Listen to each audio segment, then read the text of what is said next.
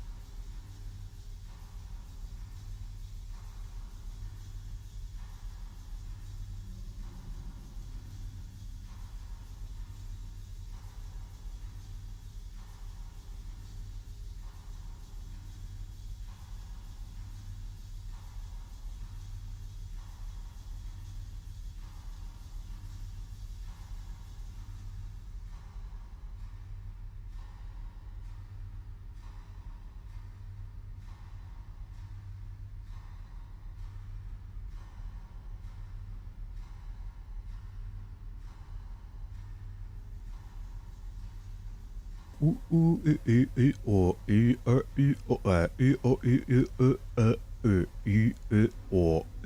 o, e. Hi, it's me, Quants. I'm your friend, hopefully, and I'm speaking to you with this picture of me on the screen. It's a very lovely picture. It's me. Yeah. Do you know what else is me? This.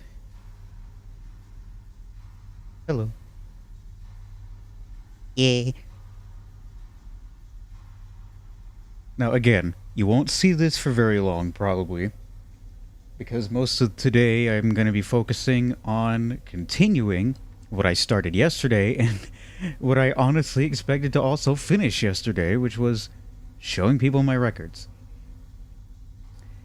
I'll hopefully get through the rest today, but if not, there's always next time. But I do want to say right now that next time will not be tomorrow. There will be no stream tomorrow because a very important album is coming out, and I need to have full focus on that. Yeah, I'm actually I'm really excited about it. I just ordered, well, yesterday, I ordered a vinyl copy of the deluxe edition of the New Boards of Canada album, Inferno. It comes out tomorrow. For some of you, it may already be tomorrow, in which case, enjoy the album. But I am not going to be listening to it until later that day because I'm going to be picking it up from the record store, and then I'm going to be volunteering for a little bit, and then once I get home, I'm putting that on the turntable, and I am so excited to hear it. I've heard the single they put out, and I've seen the Tape 05 video, so I know those three songs. That's it. I have been trying to avoid spoilers as much as I can, so if you have already heard the album, please don't spoil it for me, etc. But yeah, super excited. New Boards of Canada, huh? Yeah. Sorry, I have to look over to look at the chat because I have to use my phone as the camera again, and I usually have my phone on my desk to look at the chat. But my phone is the camera, so I have to look over here at my laptop in order to see the chat. And some people are chatting on my personal Discord server, and some people are chatting in the YouTube chat. Actually, no one's chatting in the YouTube chat right now. But I will be looking at both. So I will have friends who may comment, and you may also type in the chat, which is cool. Yay. Whew. I don't know if I want to get to the records straight away. Though I will, do I have anything I want to talk about or like show before? Good question. Let me think. Hmm. Hmm. Hmm. Hmm. Eh?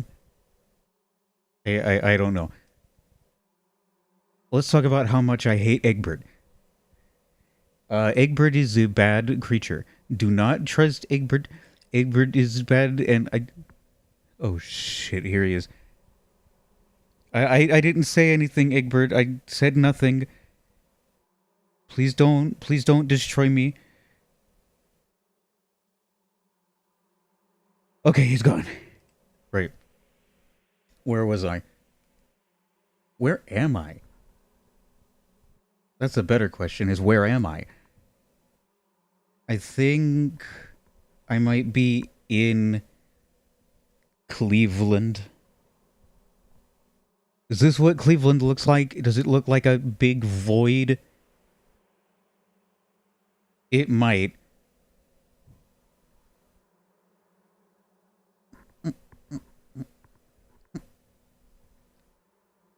This is me being cute, hopefully. Yeah. Alright, I think I've dallied and dillied enough. I'm just going to switch over to that camera and show some vinyl records and maybe some tapes and CDs as well. We might have time to get into some of those as well. I have some interesting things to show and to talk about. Talk about a lot. I will be talking a lot. Hence why I have both water and this can of Coke. No food though, because I don't want to get any like residues on my precious records. That's a reasonable thing to do. So anyway, please stand by.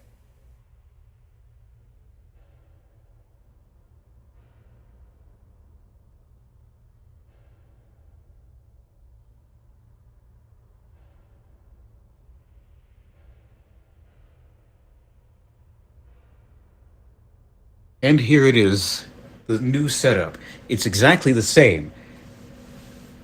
The setup is actually exactly the same, except I have my quilt on here. And this is me.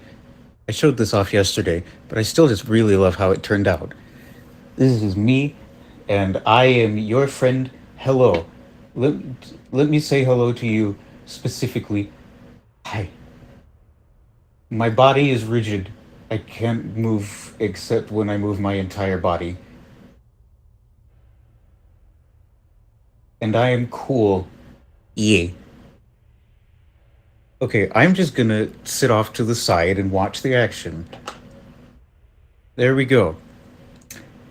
Now, yesterday I left off on the Jack White's Lazaretto. Started with the letter J, uh, because that is the letter that it starts with, and I'm going alphabetically by artist. But there are more artists in my collection on vinyl whose names start with J.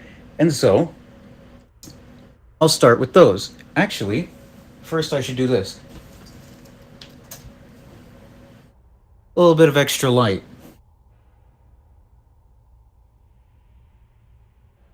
Right. Here is where I left off. With Jean-Michel Jarre. Oxygen. I have been a fan of Jean-Michel Jarre's music since I was a very tiny boy, like 10 years old or something. And I have a few albums by him on vinyl, but also on CD. I think I have four on vinyl and three on CD, which is great. It's a great deal. Um, this isn't his first album, but it was his first that was released like widely and was a huge success.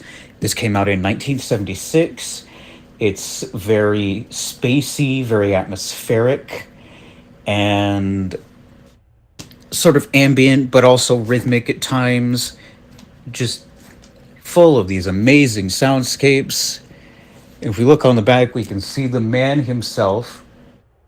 He recorded this entire album himself with an 8-track tape deck in 1976. Excuse me. Uh,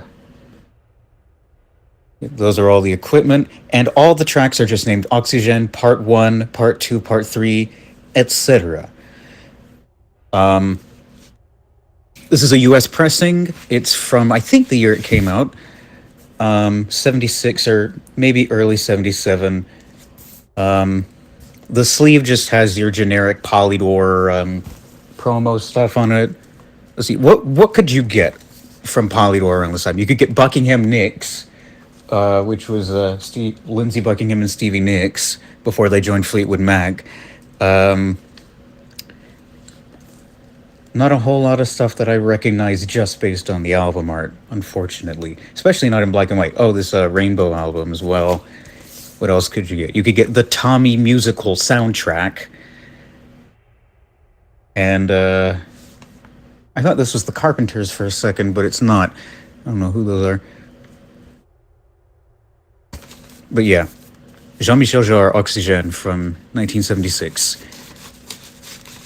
From the Quink collection.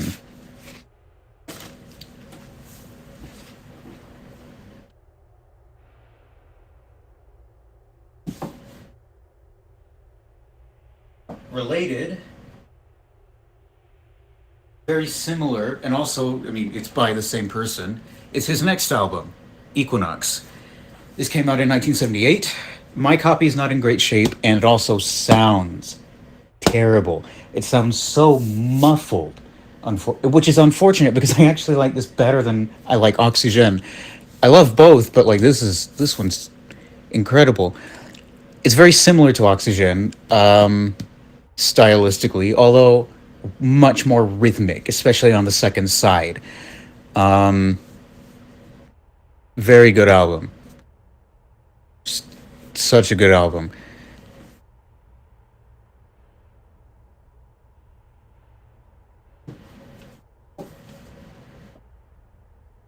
Another from Jean-Michel. The album after that, Magnetic Fields. This came out in 1981, and this was his first album to use the Fairlight CMI, which was a very popular synthesizer in the 1980s, a very early digital sampler. And he uses it a lot on this album, but not as much as on his next one. More on that in a sec. Yeah, it's not quite as solid as Equinox or Oxygen, but I still love it. The entire, I mean, again, like the previous albums, all the tracks are just called Magnetic Fields 1, 2, 3, 4, 5, or in French, Les Champs Magnétiques. I take the sleeve out. It's got a picture sleeve, and it's got pictures of things. All the credits here are written on this computer monitor in English and French.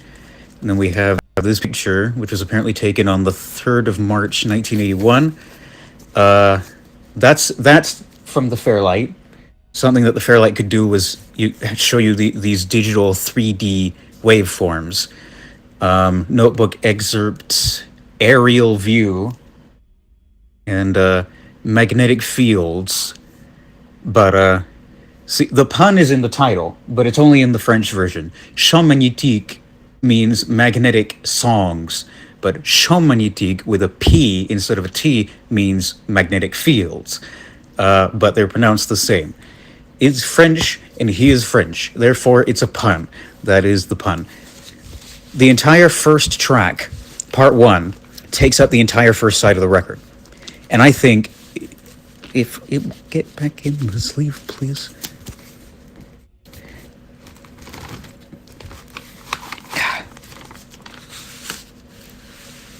There we are. Yeah, that first track on the record, one of my favorite Jean-Michel Jarre pieces. It's incredible, and it's 18 minutes long. Right. And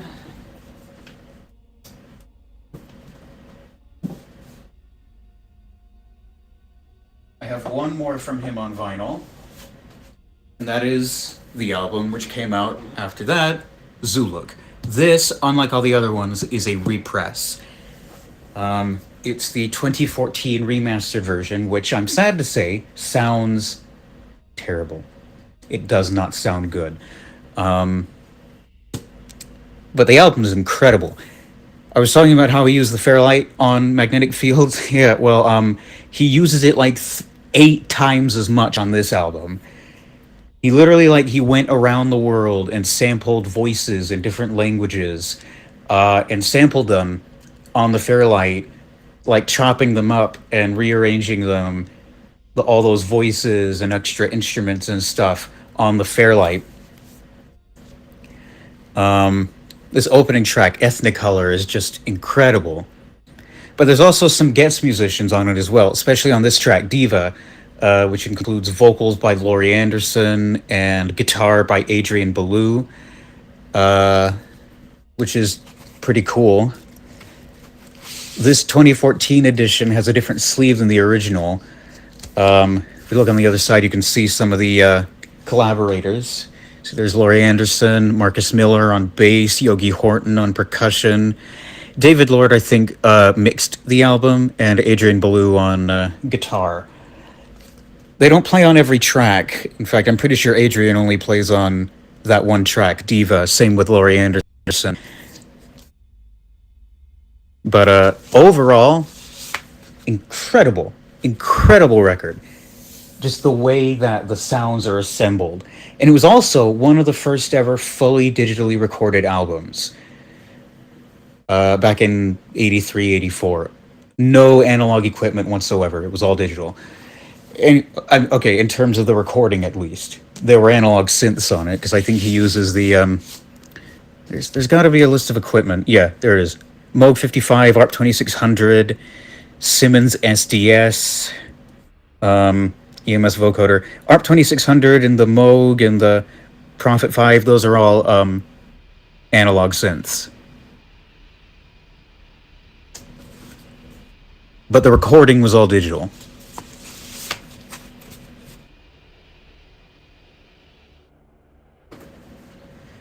Right, moving on. I have a couple records in my collection by this artist. My dad has more. And I've only heard one of them, unfortunately. This is the one that I've heard. This is Thick as a Brick by Jethro Tull. It's a prog rock album. It came out in, I think, 1972. It might have been 73. Yeah, 1972. And as you can see, the sleeve looks like a newspaper. The album itself it's a really good album, but it's one single composition that's just split across the two sides of the record. But here's the thing. It literally is a newspaper. It is a 12-page newspaper. If I open this up a bit. And has all of these articles in it, all of which were written by the band members, by the way. You have all of these in there. And the story behind the album is that it's a poem printed here, written by an 8-year-old named Gerald Little Milton Bostock. His poem was like submitted for like a contest, and then they disqualified him. And so they published the newspaper publishes the poem in the book, because this is supposed to be like a small town newspaper, and this is the poem. There is no Gerald Little Milton Bostock. These are just the lyrics to the piece on the album. And then hidden inside here, a review of the new Jethro Tull album, Thick as a Brick. This is where you find the credit list. So everything is just hidden. Let's take a look at horoscope. Let's see. Just for an example, I'm a Sagittarius. I don't believe in horoscopes. I'm just looking. I'm a Sagittarius. Be careful not to overtax your energy in the week ahead. Very active love life. Maybe coming into contact with strangers of the opposite sex. No thanks. Right. But yes, it's a prog rock record with a lot of folk influence. It's from 1972, and the sleeve is a newspaper, which is cool. Anyway,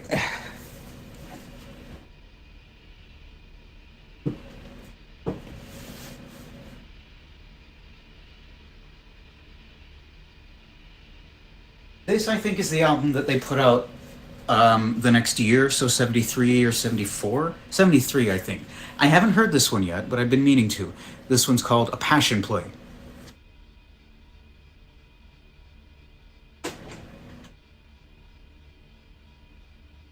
Yeah, that music in the background is a little distracting. I think I will change it quickly. I really thought this would be like a good choice, but it just kind of feels disturbing. Here, I'll leave it on for now and then I'll change it later. Anyway, A Passion Play is from, I think, 1973, and it's sort of similar in that there is one long composition on it that's split across both sides, but there's also like an interlude piece in the middle. And when I say the middle, I mean the end of side one and the beginning of side two. If we look inside the gatefold, there is a there's a playbill.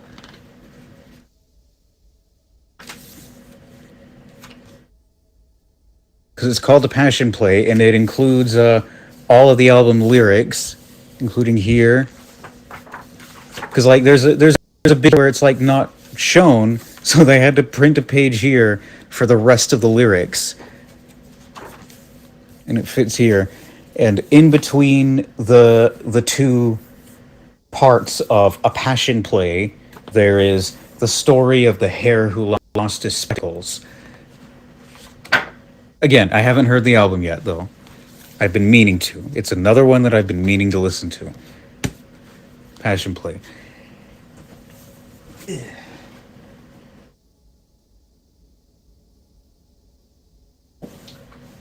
Right. I do technically have all three albums by this band on vinyl, but one of them I know for a fact is unplayable, which is unfortunate because it's the only one by them I've heard in full. I'm going to show them both at once because I want to get them out of the way. The band is the Jimi Hendrix Experience. I do also have Are You Experienced? But again, unfortunately, it's unplayable. Also, I prefer the track list on the UK version. But I do also have Axis Bold as Love with this freaking cover that Jimi Hendrix hated, which is a vertical gatefold. I don't really like that very much. And Electric Ladyland. Can I open the sleeve up? Yes, I can. For a second, I was like, okay. The original UK cover didn't look like this, put it that way. Anyway.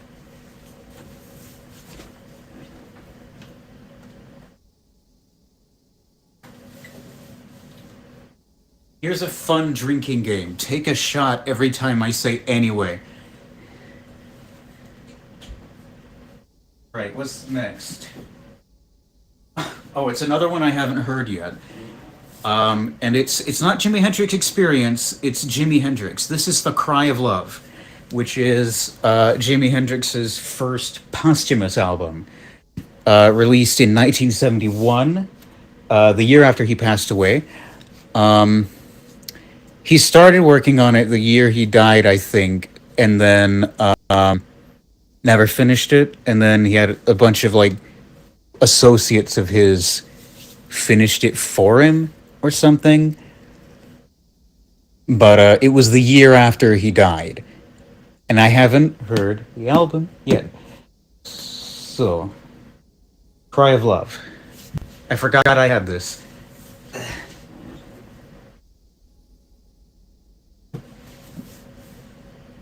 Couple more J's.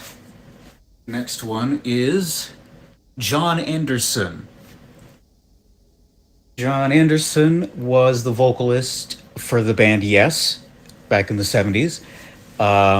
And this is his first solo album, which is called Elias of Sunhillow. I have listened to it, and the thing about this album that makes it interesting, I don't know if I definitely don't love it. I haven't listened to it in a long time, though. He plays every single instrument on this album. Prior to this, he wasn't an instrumentalist, just a singer mostly. Like if you go and see like footage of Yes playing in the 70s, John Anderson is usually just playing like a tambourine or some extra percussion, and that's it. He plays every instrument on this album, and there's a story to it, which is printed in these pages. I'm not going to bother reading all of that, but it came out in 1976, which was the year where Yes sort of went on hiatus.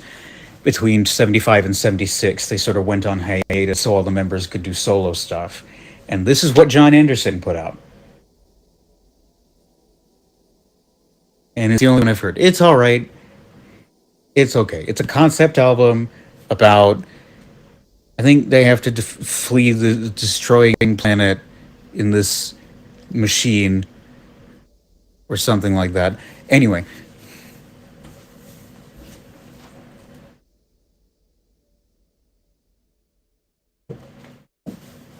one more J, and that is Joy Division with Closer.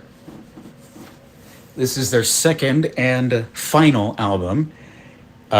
Shortly before this album came out, but after it was finished, the lead singer of this band, Ian Curtis, unfortunately took his own life. And so, yes, this is a very depressing record, but it's also fantastic, is the thing. Their first album, Unknown Pleasures, is more famous, especially because the album cover of Unknown Pleasures. But I kind of like Closer a little bit more.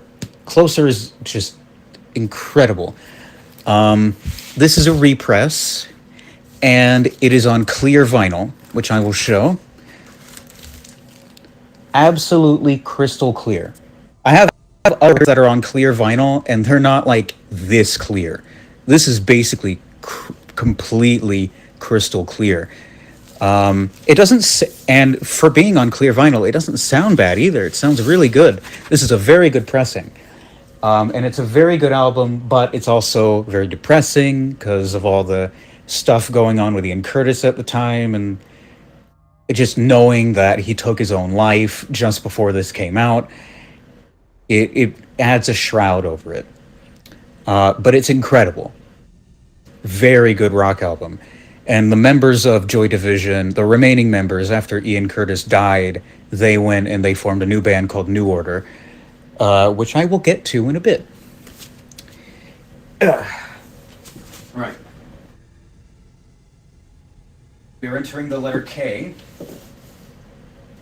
And the first K that I have is Kate Bush, The Dreaming. This came out in 1982. It's her fourth album, and this is a repress. It's a repress that she sells through her website. If I get it out real quick, it's on this very cool looking, smoky splattered vinyl. And I love this album so much. It's not quite as like popular. It's definitely not as popular as her next album, Hounds of Love. This one's way more like artsy, way more experimental than Hounds of Love, which came out in '85. But this album, The Dreaming, it is just quite simply one of the best albums I've ever heard. Hounds of Love as well is basically as good as The Dreaming, in my opinion. They're both as good as each other. It's incredible, and it's like artsy, but there's a lot of like experimental bits in it where there are. She also got a Fairlight, incidentally, so there's a lot of experiments with that, and there's a lot of different genre experiments like Irish folk music and Aboriginal Australian music and cabaret, uh, art pop, progressive rock, just and she produced all of it herself, which is just phenomenal, especially back in 1982. Such a good album. I love this so much, and the pressing is great. Shout out to Kate Bush. She knows what she's doing, because she curates all of this herself. She runs her own website. Anyway,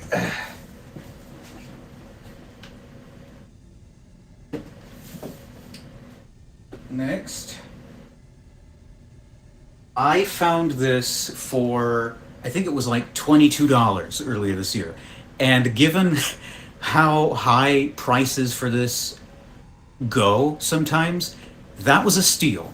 The album is In the Court of the Crimson King by King Crimson. This is their first album. It came out in 1969, and it literally defined progressive rock. This is the start of progressive rock, basically. Not the start, but like this is where it found its footing. This is where it became a defined sound, and yeah, it's great. Um, it's got a lot of influence from jazz and experimental music as well, and free improv. But it's very symphonic and very bombastic. One of my friends just said on Discord, King Crimson's debut might just be the best album of the 60s IMO, which is honestly fair. On the inside, we have this gatefold and this picture of this guy who is an egg. That's cool. This is a repress, and I believe it is from 2020. We can see the classic catalog here on the sleeve with the DGM logo on it. Um, and that's some construction of light erasure right there. They're not even showing the original version. They're showing the re-recorded version. And then they have even more stuff, just showing the King Crimson discography. And I think it's pressed on 180 gram vinyl, although it's pretty heavy, so it might be 200 gram. Um, I think it's 180 gram. Um, there's a remixed version of this with a remix by Steven Wilson, but I took it home expecting this to be that, but it's not. This is the original mix, just remastered, not remixed. But yeah, In the Court of the Crimson King, great album. Next.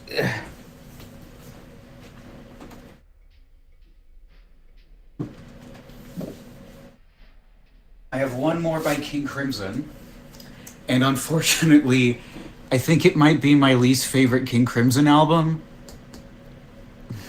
That's gonna make some people really angry. I don't know if it's my least favorite. It's definitely down there, I will say. I wish I had more by them because King Crimson are one of my favorite bands, but the only other one that I have is Lizard. This came out in 1970. It's the second of... Oh, the music just went in a weird direction. Anyway, second of two albums they put out in 1970, the first being In the Wake of Poseidon, which I also don't really like as much. By the time this album came out, the lineup had completely changed from the first album. I think the only member on this album of the band who also played on King Crimson's first album is Robert Fripp, the guitarist. And he's also the only person who appears on every King Crimson album, is Robert Fripp. It's like with the first album, the lineup was Robert Fripp, Greg Lake on bass and vocals, Michael Giles on drums, and Ian MacDonald on saxophone and mellotron and other stuff. For this album, it was Robert Fripp on guitar and mellotron, Mel Collins on saxophone and flute, Gordon Haskell on bass and vocals, and Andy McCulloch on drums. Basically, an almost entirely separate band. The best thing about this album, in my opinion, is side two, which consists of one single piece called Lizard, which is split into multiple sections. The first of which features John Anderson from Yes on lead vocals, which is pretty cool. The rest of the album's okay, but it's definitely not my favorite King Crimson album. Yeah.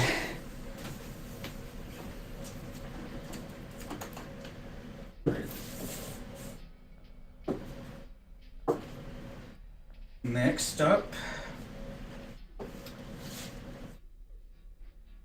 I discovered this person's music in 2024 and fell in love with it basically instantly. And I bought this as a token of that love. This is Mirage by Klaus Schulze.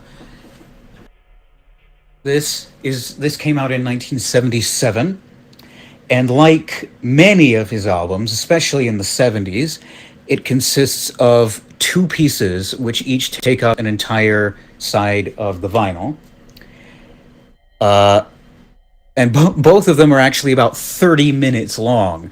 This is a long album, and it doesn't sound that great, unfortunately, but the music is incredible. It's very atmospheric and spacey and wintry and cold.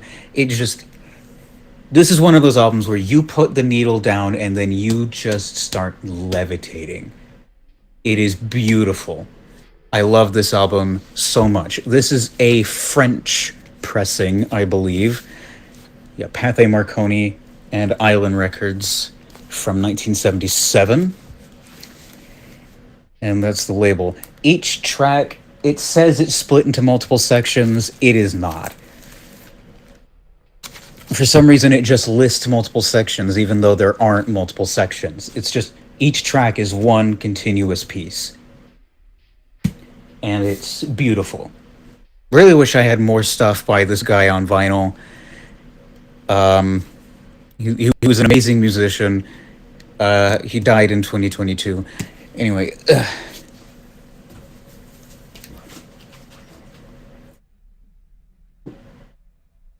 You know what? Actually, no. I'm not done yet. Because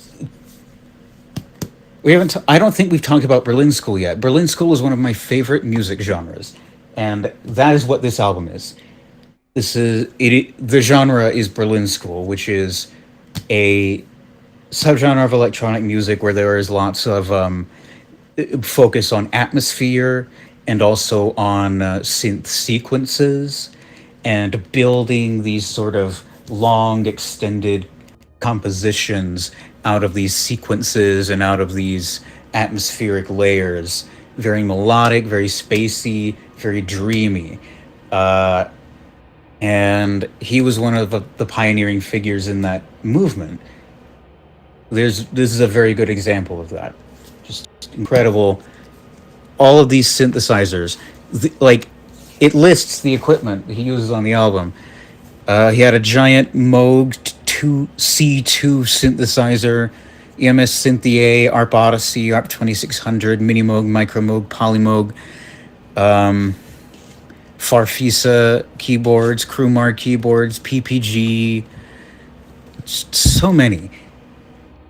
And it's incredible. And he was just pumping these out. I think in 1977 alone, he released 3 albums. So, yeah.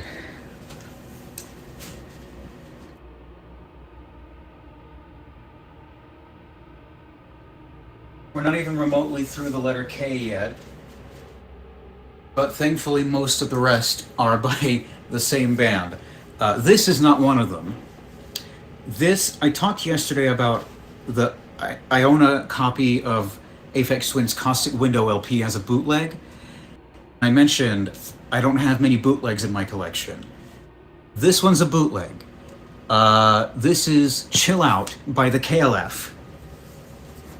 This originally it came out in 1990, It's an ambient album with lots of sound collage elements to it. Very, very atmospheric. There's a lot of atmospheric stuff in my collection. But this one like takes that to a whole nother level, because the thing with this album is it's basically a concept album. You put it on and it's like a nonstop journey by train from Texas to Louisiana, and it's full of samples from like radio stations and basic sound effects libraries, other records. That's something that the KLF did a lot, was sampling. But they took this to a whole different level, and there's elements of ambient house on here as well, but it's mostly just ambient. And again, this is a bootleg. It's a very good bootleg, though. Way better than that friggin' Caustic Window bootleg. Because, like, the printing on this is actually good, and the pressing quality is actually good, the mastering is actually good. It is basically a one-to-one recreation of the original sleeve, and it's the closest that I think we'll ever get to seeing an official repress of this album, considering the KLF deleted their entire discography when they broke up. But yeah, this is also on clear vinyl. It's not crystal clear like the Joy Division record. It's more of a milky white color. The track list isn't listed on the sleeve, but the tracks are listed on the labels. But again, sort of like that Jethro Tull album, it's one single composition that's split into multiple sections. You're supposed to listen to it all in one go. And I highly recommend doing so. It's very good. It's an incredible experience. You close your eyes and it's like, you just imagine stuff being there. It's very psychedelic as well, though, with like anachronistic stuff popping up. Yeah, great album.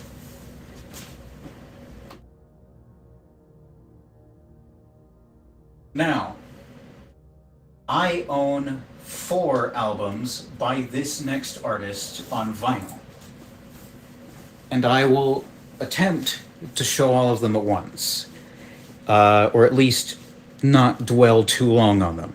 That artist is Kraftwerk. This is the earliest one I have, Trans-Europe Express, which came out in 1977. Kraftwerk are a German electronic band, and they were one of the first, like, big pioneers in electronic music. They were with adding influences from classical and pop music into electronic, and innovating with their use of new technologies like vocoders and speech synthesis. Yeah, I've been listening to Kraftwerk since I was like 7 years old, and I've seen them live as well. I haven't been to many concerts, but I've seen Kraftwerk live. That's how much I love them. But this is Trans-Europe Express. This is a repress, U.S. repress from '79, I think. The original press would have had a gatefold sleeve, but this one doesn't. And unfortunately, the sound quality on this thing is not great, but it is a great album. I wish I had more. I wish I had German pressings, though, because the only ones that I have are English pressings. They made English and German versions of most of their records, including this one, Computer World. This one is a repress. It's from the 2009 remaster series. And this one, stylistically, is a huge jump from Trans-Europe Express. Much more rhythmic, much more based on... it's sort of much colder as well. Very mechanical. Because, again, Computer World is the name of the album. More sequencing, etc., and there's a lot of sounds on here that sort of predict, or not predict, but like, because there are sounds on this album that straight up predict the sounds that would be used in like hip hop and electro. Trans Europe Express, oh sorry, Computer World does that, but even more. In fact, there were a couple tracks on here, especially Numbers. Numbers was sampled by Africa Bambaataa and the Soul Sonic Force on their track Planet Rock, which came out like I think the year after this. And so was Trans Europe Express. Trans Europe Express was also sampled on that track. So yeah, they were hugely influential to a whole host of different genres of music and a whole host of different people and bands.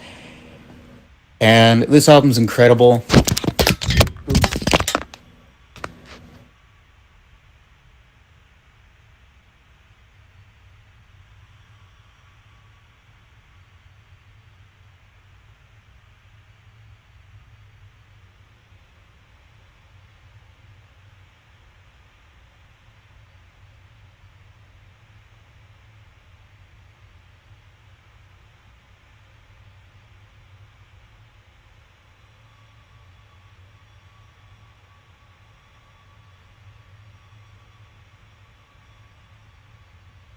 Right, we're back. Sorry. Yeah. Next one I have by Kraftwerk is this Electric Cafe. This is an original pressing, and I also have a copy on CD as well. This came out in 1986, and it's actually the next album they put out after this. It took them 5 years to release a new album, and when they did, like, yeah, so basically, this album has a long and storied history. They started work on it in 1982, and they didn't finish it and release it until 1986. After remix, after remix, after re recording, after re recording, and even one of their members leaving, it took them 5 years to put out a new album after Computer World. And if this had come out in like 84, like they wanted it to, it would have been groundbreaking. But unfortunately, it was 1986, and other people were already ahead of the curve on it. I still think it's a great album, is the thing. I still love it. Especially so the second. The first side of the album is these three tracks. They all form one continuous piece. And then we've got Telephone Call and Electric Cafe and Sex Object. Those are all great tracks. The second side leans more into synth pop, whereas the first half is much more experimental. Bit like The Art of Noise in their approach to sampling and chopping things up. That type of thing. Yeah. Yeah, this is basically Kraftwerk meets The Art of Noise. Again, if it had come out in like 84, like it was originally supposed to, it would have been groundbreaking. But it didn't. And the last one I have by Kraftwerk is this Tour de France, also known as Tour de France soundtracks. This came out in 2003. This is the remastered pressing. Double LP. My copy's not in great condition, which is unfortunate. Yeah, the style on this one is entirely different. It's mostly like very minimal. You'll notice there's a lot of ink stains on the back because I think a pen spilled or something. And these first 5 tracks form one continuous piece, and then so do these two and these two. I think it's a good album, especially these first 5 pieces. But I just wish that I had a copy in better condition. And also, I wish that they would release a new goddamn album. This came out in 2003. This is their latest album. They have not put out any new material since 2003. And even one of the tracks on it, this one, is a re-recording of a song they recorded in the 80s. So that's one complaint. But it's just, I love Kraftwerk, but like, I wish they'd make something new for once, and they haven't. They haven't done that in years. They haven't done it in like 2 decades. and they're still touring. I saw them live 10 years ago, and they were great. I loved it, but like, put out a new album, please. Okay. Those are the Kraftwerk ones.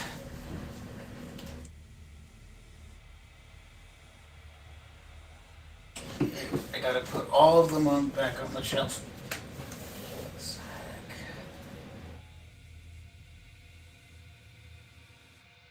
Right, next. All right, we've entered the letter L, finally.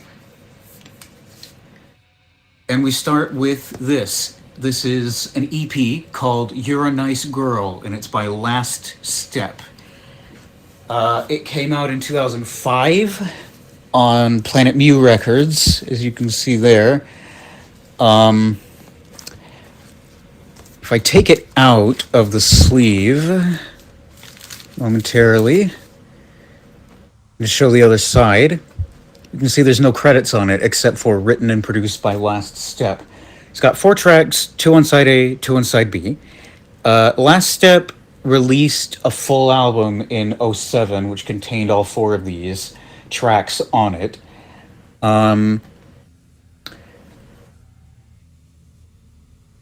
Yeah, I'll just cut to the chase. Last Step is Venetian Snares. Last Step is Aaron Funk, aka Venetian Snares. He released this in '05 under a pseudonym, and he didn't admit to being Last Step until like 2008.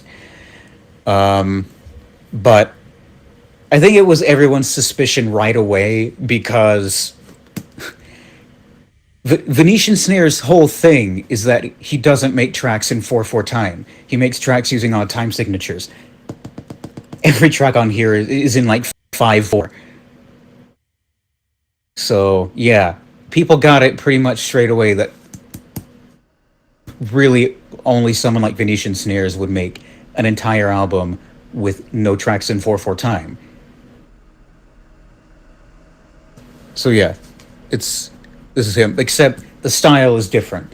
The difference is this is like an acid techno type thing, for the most part, using analog synthesizers, whereas his output as Venetian Snares is mostly super fast IDM glitch breakcore type stuff using samples and computers, whereas this one's mostly hardware.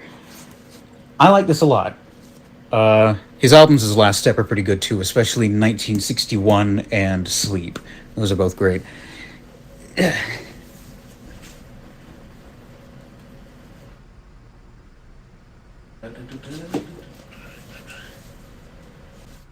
another L. I got this last year as sort of a birthday gift to myself. This is a sampler record by Laurie Anderson, who you saw earlier in the stream as the guest vocalist on that one Jean-Michel Jarre song.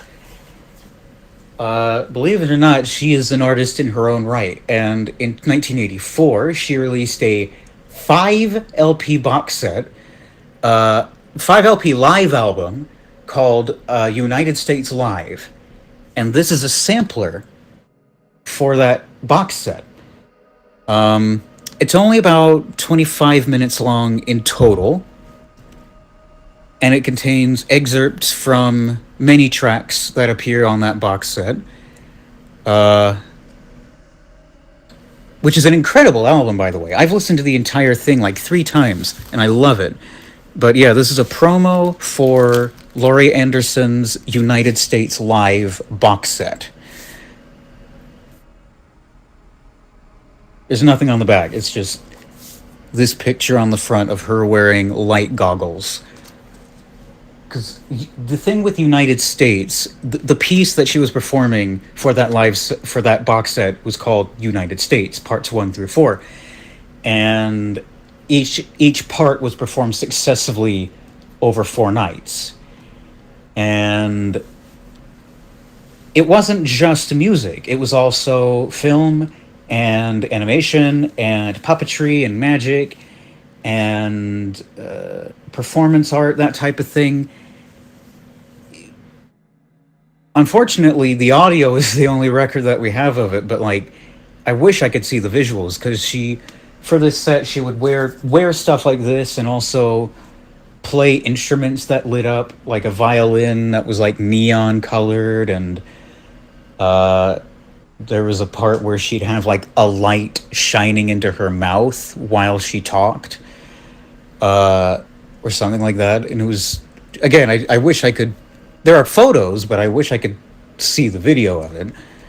She did make a film though a few years later, called Home of the Brave, which is a concert film, and there are some pieces from this box set in there as well, mixed in with other stuff. But yeah, Laurie Anderson selections from United States Live.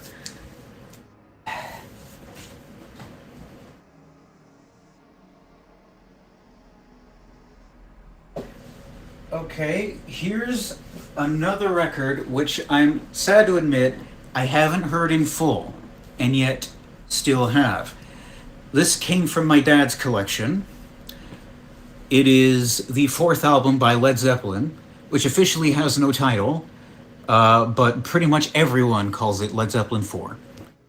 It came out in 1971, and it's like hard rock, blues rock, a little bit of prog rock as well. Um, I'm not sure about the pressing details of this, but on the inside you have this huge gatefold with this long guy on it, with this guy on a hill, and he's looking at stuff with his lantern, and he looks very somber. No info on the sleeve, but there is an insert. Wait, no, this is the sleeve. I had to replace it because it had torn. There's the track list, and this is the name of the album, I think. It's also like each symbol represents one of the band members. And on the other side, you have the lyrics to not the entire album, but just to the big song on the album, Stairway to Heaven. So the lyrics to Stairway to Heaven on the other side. You don't get the lyrics to Black Dog or Rock and Roll on it, or When the Levee Breaks. Just Stairway to Heaven. But yeah, I've only heard like those four big songs: Black Dog, Rock and Roll, Stairway to Heaven, and When the Levee Breaks, because I would hear them on the radio as a kid. So yeah, Led Zeppelin 4. My dad has most of Led Zeppelin's discography on vinyl, except I think the exceptions are Led Zeppelin 2, Presence, and In Through the Outdoor. Other than that, he has everything else. I have to reshuffle this. No.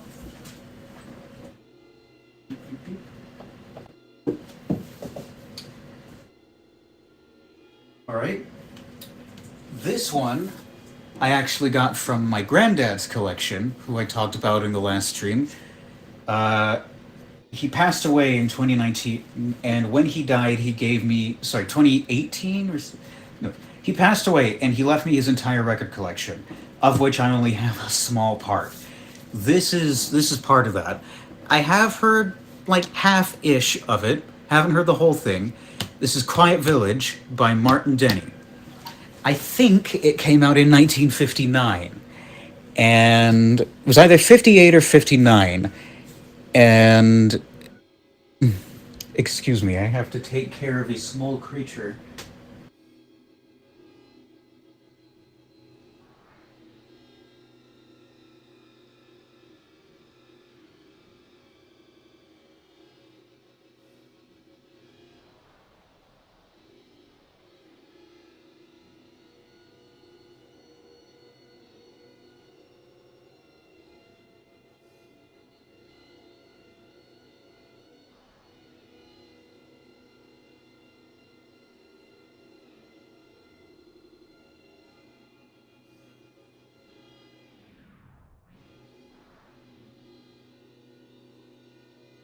Egbert.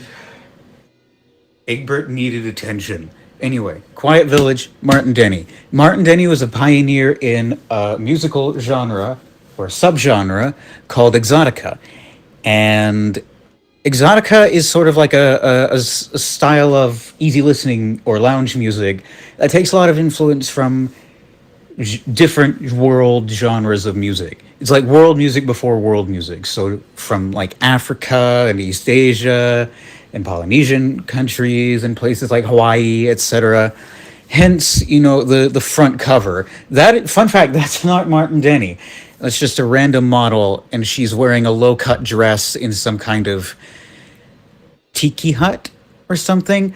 Yeah, it was the style of the time. And this album's mostly significant for the fact that it contains this song, Firecracker, which was covered in 1978 by a much better band named Yellow Magic Orchestra, who were from Japan. And yeah, that's what makes this album famous, I think, is the fact that YMO covered this song and it became one of their most famous songs, Firecracker.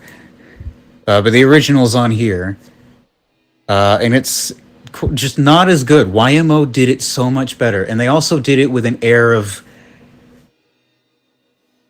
Well, the thing about YMO is they wanted to sort of subvert those expectations, because the whole thing with Exotica is it's cultural appropriation put into a blender and then spat out into a package for hakujins like myself.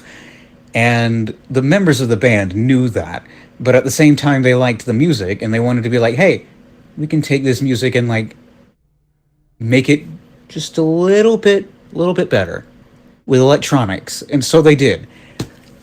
This is not that. This is the 1950s version. Ugh.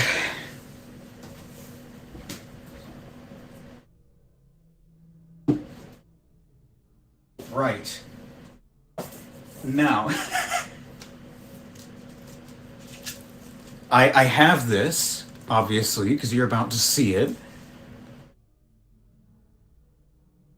Yep, I have it, and I'm going to defend myself. This is Metal Machine Music by Lou Reed. This is the Record Store Day 2025 repress, which doesn't have the original picture on the sleeve, and instead just has it sort of embossed on the front cover. This album came out in 1975. And it is a double LP. You can see all these pictures in here very faintly. They would have been more clear on the original press. If I take this out, or one of the albums out, this Record Store Day edition has an essay here from Thurston Moore from the band Sonic Youth. There he is holding his copy of the original edition. And there's an 8-track copy of it right there. You can see that. And it is on silver vinyl, like metallic-y silver vinyl. And it's meant to look like a test pressing. Please don't fall off the tripod again. I swear to God. So here's the thing about Metal Machine Music. This is a noise album. This is a harsh noise album. It is 1 hour, 16 minutes per side, 1 hour of harsh noise, and that with very few dynamic changes, if any. And it was originally released in quadraphonic as well, so you could have up to 4 channels of screeching guitar feedback. In 1975, no one was doing this type of thing in 1975, except, Lou Reed was. And the Velvet Underground had actually done as well, because that was the band that he was in. John Cale, I think, if you go on Rate Your Music and search up noise music, one of the earliest releases under noise music is a piece credited to the Velvet Underground called Loop, but it was just made by John Cale. And again, it's actually very similar to this, where it's just like 9-ish minutes of guitar feedback. Except Lou Reed did it for an hour and released it in 1975 at the height of his solo career. Anecdotally, I've heard, I don't know if it's actually true, but anecdotally, I have heard that Metal Machine Music is the most returned album in music history. it sold like 100,000 copies in its first week, and nearly all of them were returned because no one wanted to hear Lou freaking Reed, the guy who sang Walk on the Wild Side and Perfect Day, make an hour of harsh noise. Just no one was interested in that. And there was zero market for it, especially at the time. But still, I like it a lot, and I've known about this for like 10 years now. Uh, this basically was, I want to say this was my introduction to noise music being as a concept. I didn't start getting more into noise music until much later, but this was the first record that I knew of that was just noise. Yeah, it's. I have this. There were only, I think, 2,000 copies of this Record Store Day edition made, and I was lucky to get one, which is nice because I'd actually been wanting a copy for a long time, and I finally got one last year.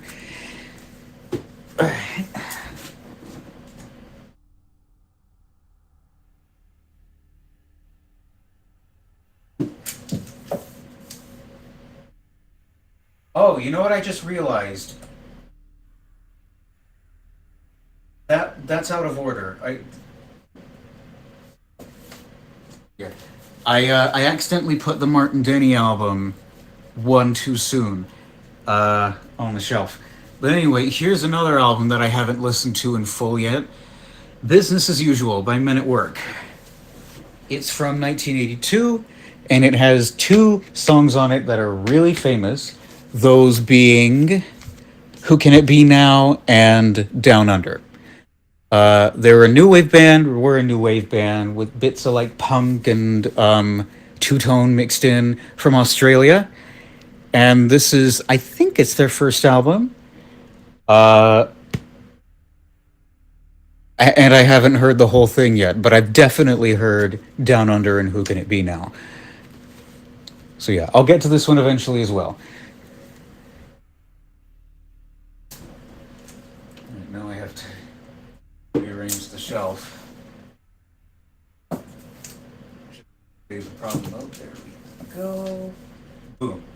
All right, back onto harsh noise. Merzbow, Pulse Demon. This is a repress, and it originally came out in 1996. You'll notice it has a very refractive sleeve with all these rainbows on it. You can see my room in it.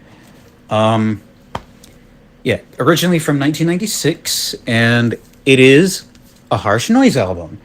It is very intense and not for the faint of heart, but it's also not even my favorite Merzbow album. Yeah, I have favorites. My favorite is probably Venereology. I wish I had that one on vinyl. Um, but if I can take the record out, it's on this splattered vinyl with this white and purple and green on top of black. The labels are all basically the same. It's just Pulse Demon 1, and then on the other side you have that pattern from the cover. It's a very reflective pattern.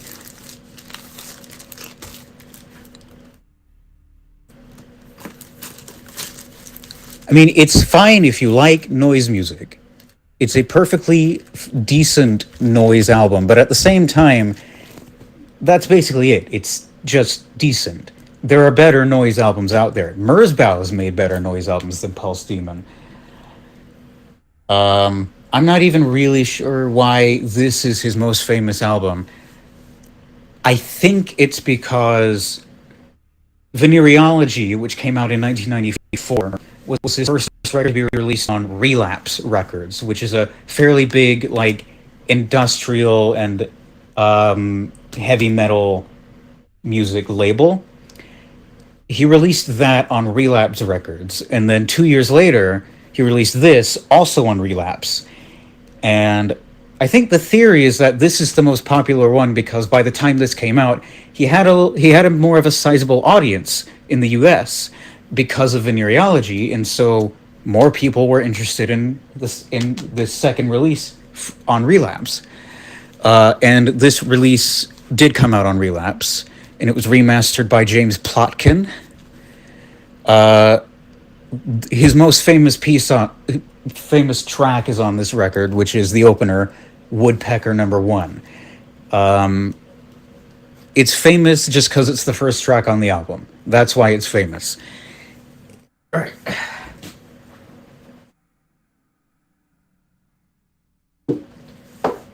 Next up, from Molchat Doma.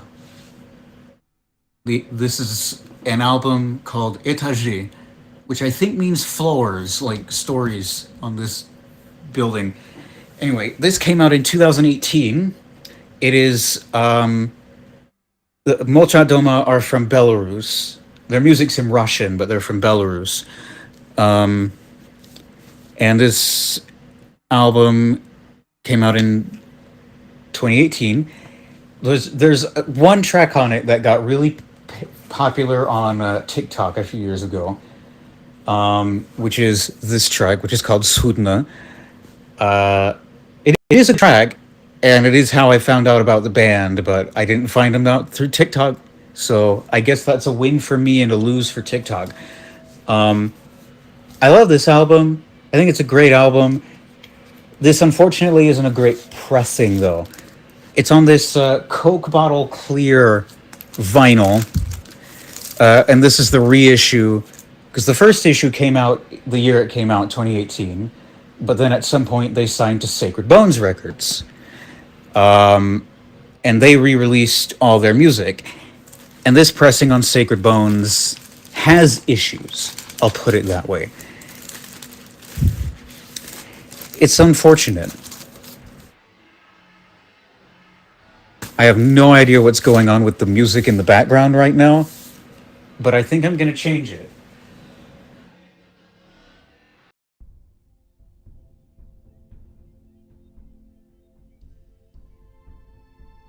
Yeah, something a bit nicer. But it's the same person, by the way.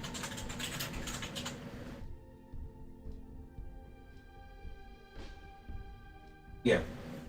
Same person, different vibe entirely. We're going with ambient, post-rocky type stuff. So yeah, Molchat Doma. Great album, not a great pressing.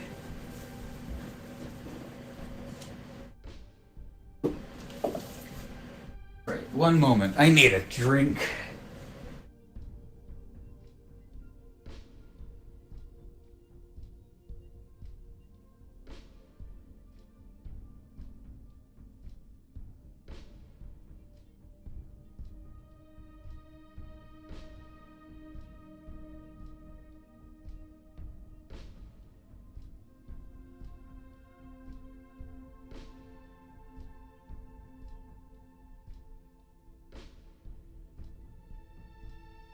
I once again don't think I'm gonna finish going through the collection today because I've been on here for an hour. Anyway, another album I haven't actually listened to yet. It's from my dad's collection, and it is Freak Out by the Mothers of Invention. It's their debut album, which came out in 1966, and I don't know much about it, unfortunately. Like I mentioned yesterday, I want to like Frank Zappa, but I am not a huge fan of his lyrical music. I much prefer his compositional stuff like Hot Rats. But this is it's Frank Zappa and the Mothers of Invention, Freak Out from 1966, etc. It is certainly a music album. That is what I can say about Freak Out. My dad has a few other Mothers and Zappa records in his collection. I haven't heard most of them. I think he also has Uncle Meat and maybe Lumpy Gravy as well, even though that's not the Mothers.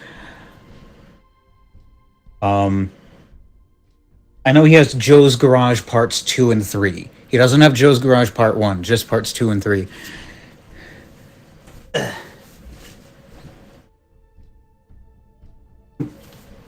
Right, that's the letter M out of the way. Now we move on to the letter N. And the first in the N is Noi. Noi 2. It's their second album, which you may have been able to guess from the big 2 on the cover. It originally came out in 1973. It's a krautrock album. If I can get the damn record out, it's on white vinyl. This is a white vinyl pressing. Excuse me. Ugh. Sorry. Pressing wise, it's all right. Doesn't sound too bad. And an interesting thing about this album. The A side is pretty similar to their last album. Like, it's experimental krautrock. It's very rhythmic. There's not a whole lot of like changes, especially not in like chords. Like this entire first track, which is 11 minutes long, is just entirely one chord, with some changes, etc. But it's really good. Here's the problem. For this second side, while they were making it, they ran out of money. And they needed to fill the entire second side of the LP. So they took their latest single at the time, which was these 2 tracks, Super and Neuschnee, and just fucked around with them.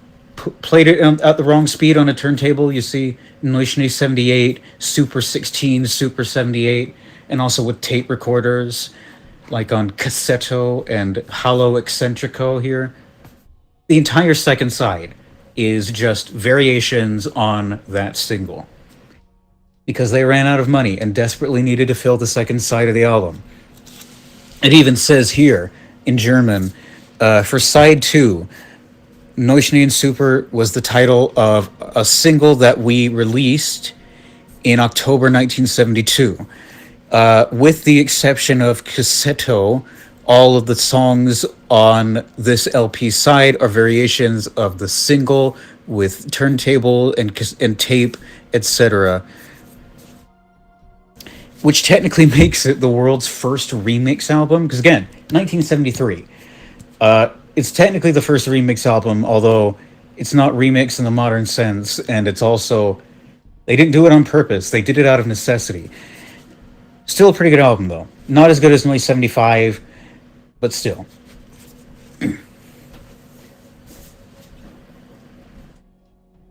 Next.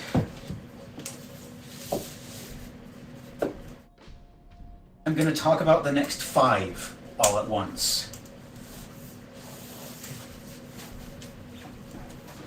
And the reason why is... So, the next band, I don't have any albums by them. I only have 12-inch singles. And I have 5 12-inch singles by New Order, who I mentioned earlier as being an offshoot of Joy Division. This is their first single, Ceremony and In a Lonely Place. All the singles I had by them are represses, but this was their first single. Both of these tracks were written by Ian Curtis before he died. But they weren't recorded by Joy Division. They were only recorded by New Order.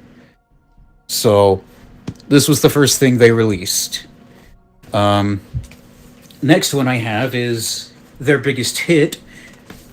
This is Blue Monday, which came out in 1983.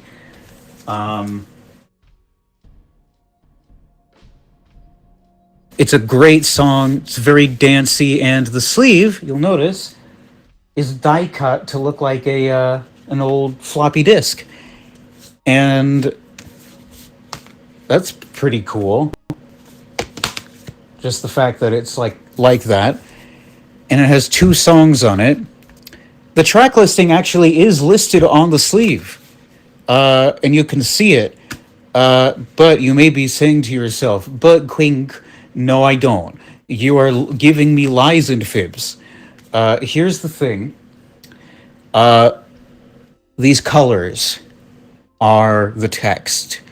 This color code was invented by Peter Saville, who designed pretty much all of their album art.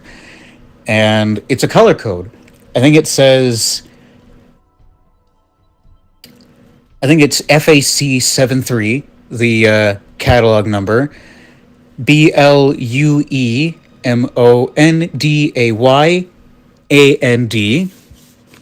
THEBEACHNEWORDER. And this is a QR code. The QR code, fun fact, wasn't on the original 80s release, and this is a repress, but it's a fantastic song, Blue Monday. And the B-side is called The Beach, which is more of a dub mix of Blue Monday. Fantastic song. Next, also originally from 1983, is Confusion. This song was produced by Arthur Baker, who was also famous for producing other acts like Africa Bambaataa. And similar to that, to the Blue Monday one, this one uses the color code, except this one's only for the catalog number, which is FAC 93, which is why the 93 is huge on the sleeve. And also, both sides of the sleeve are embossed. They both have this same pattern of text, but the emboss changes which part of it you're supposed to read. So if you can see that, this says NEWORDER, New Order, and on the other side, CONFUSION, Confusion. This is also a really good song. Way more like club oriented. It's got 4 mixes of the song, 2 on the A side and 2 on the B side. And the next one I have originally came out in 1985. This is a limited edition version, which you could get on their website for a little bit. This single is called The Perfect Kiss, and it says, if you look on it, it says perfect on this side, and then if you flip it around, it says kiss, the perfect kiss, the perfect kiss, etc. But yeah, the 80s version did not have this reflective sleeve. The 80s version and the main repress of this in 2022 or whenever it was just had like a bright sort of bluish green color. But this has a super reflective sleeve, which you can see because my hand is floating above it. Woo! And if memory serves correctly, I'll have to double check.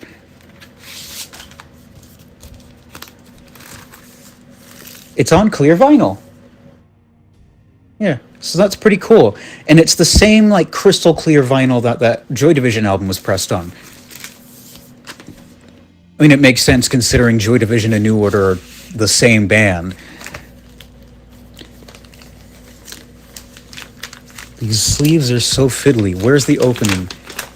There it is. So that's The Perfect Kiss.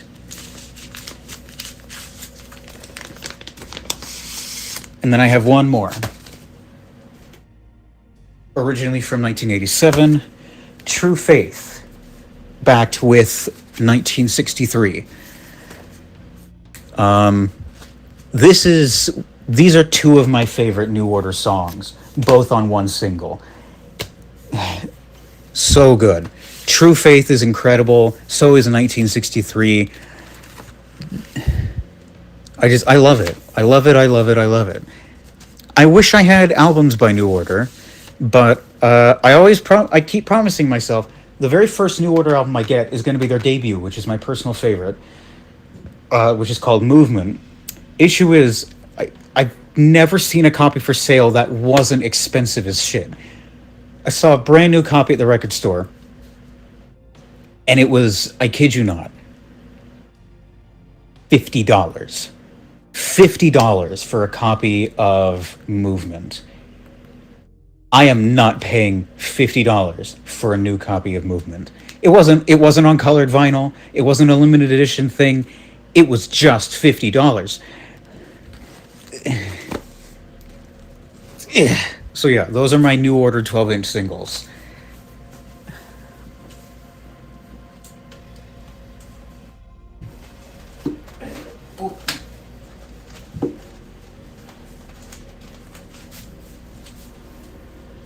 I'm trying to put all these back on the shelf. Oh, come on. Cooperate, please. Oh, these next two are out of order.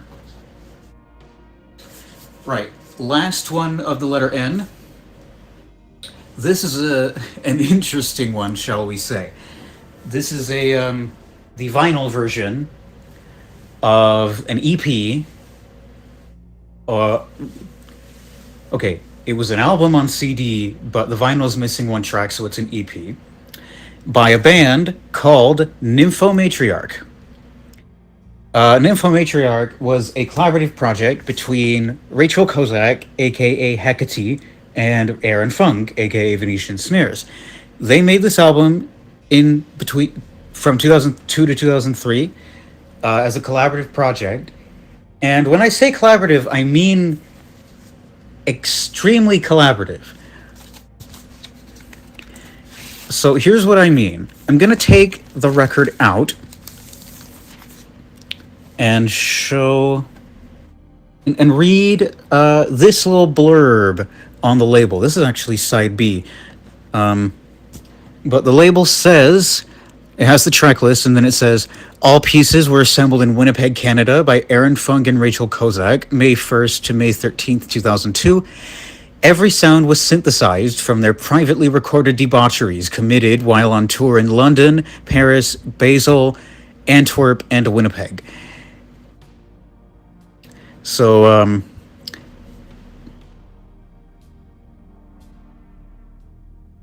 yeah, I'm just going to say it. They had sex. They recorded it. They turned it into breakcore, and they released it.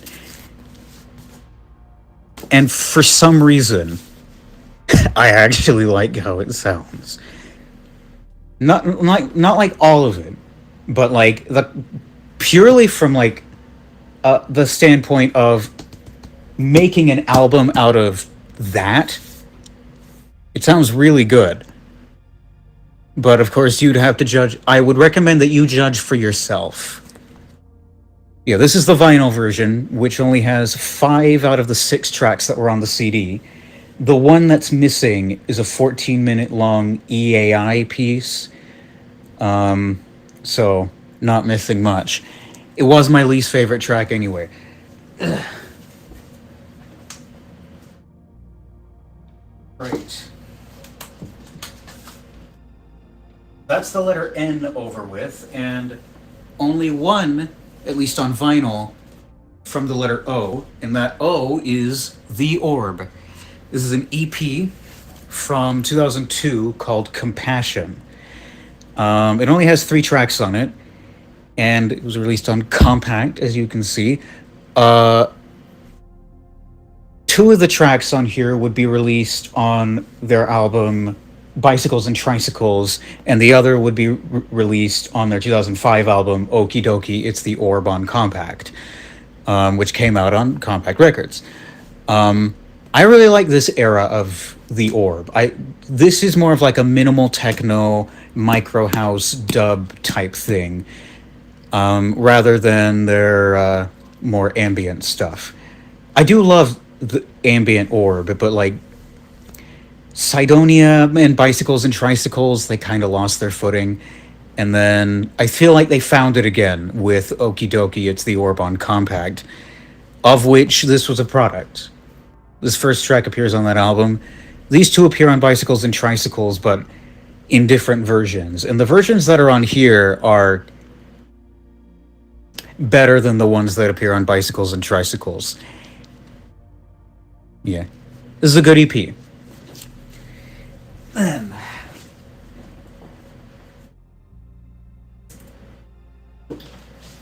we finally get to the letter P, and most of the P in my collection is taken up by this band, Pink Floyd.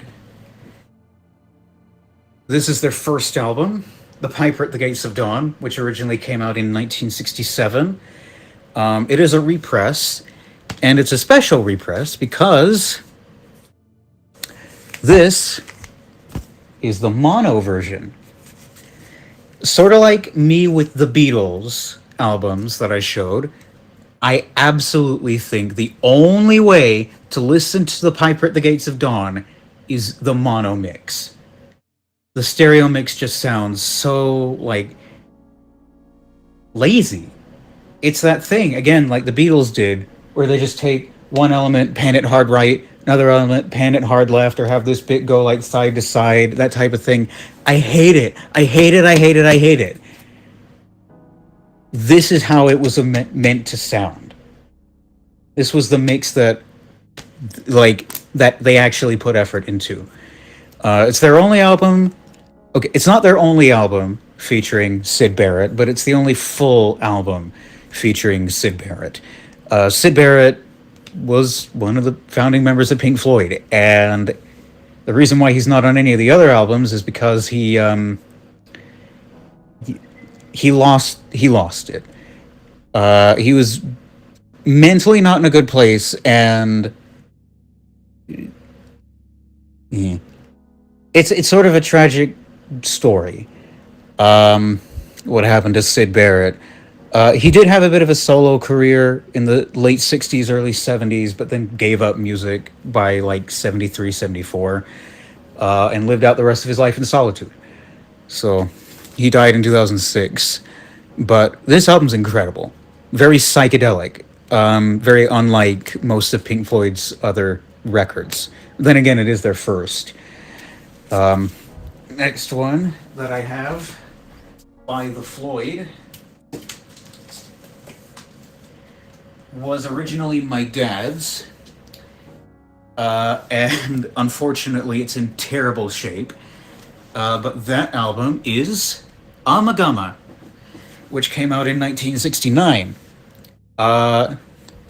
This was the lineup of the band that lasted from 1968 to 1980-ish.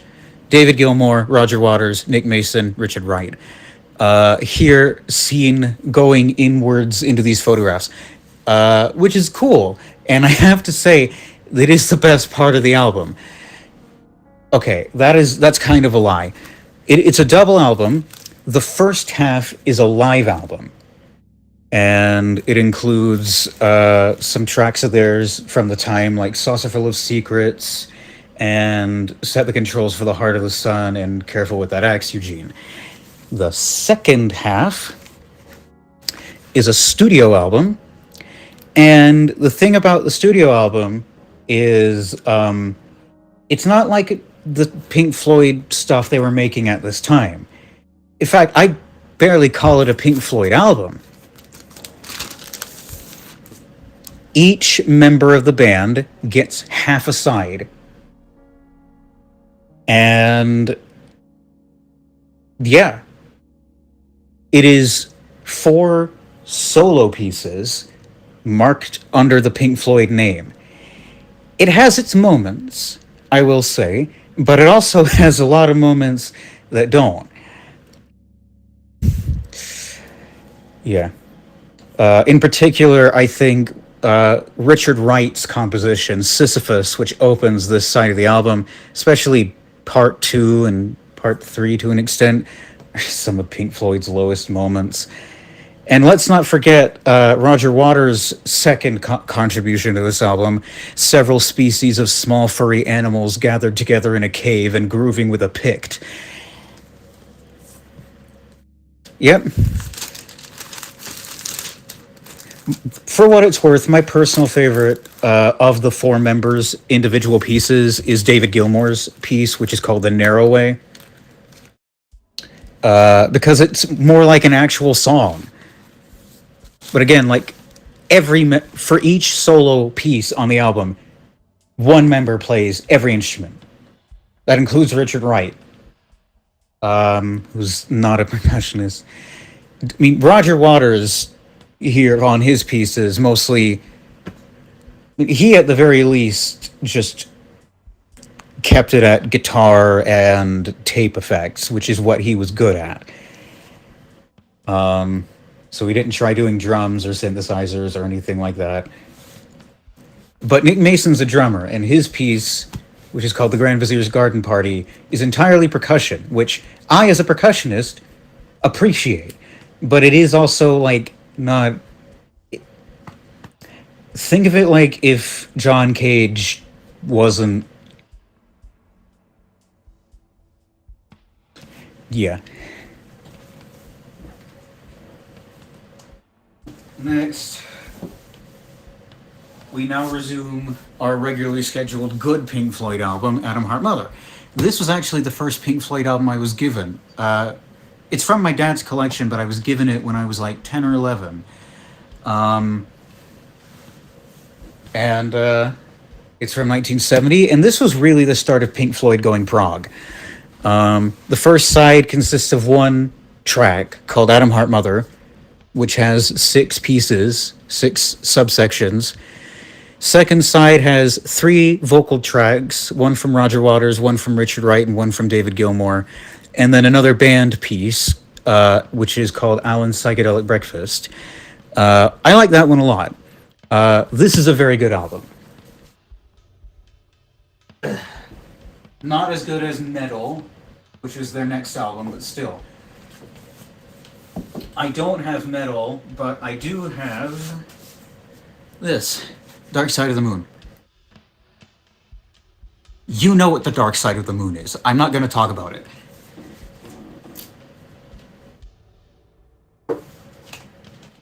Right.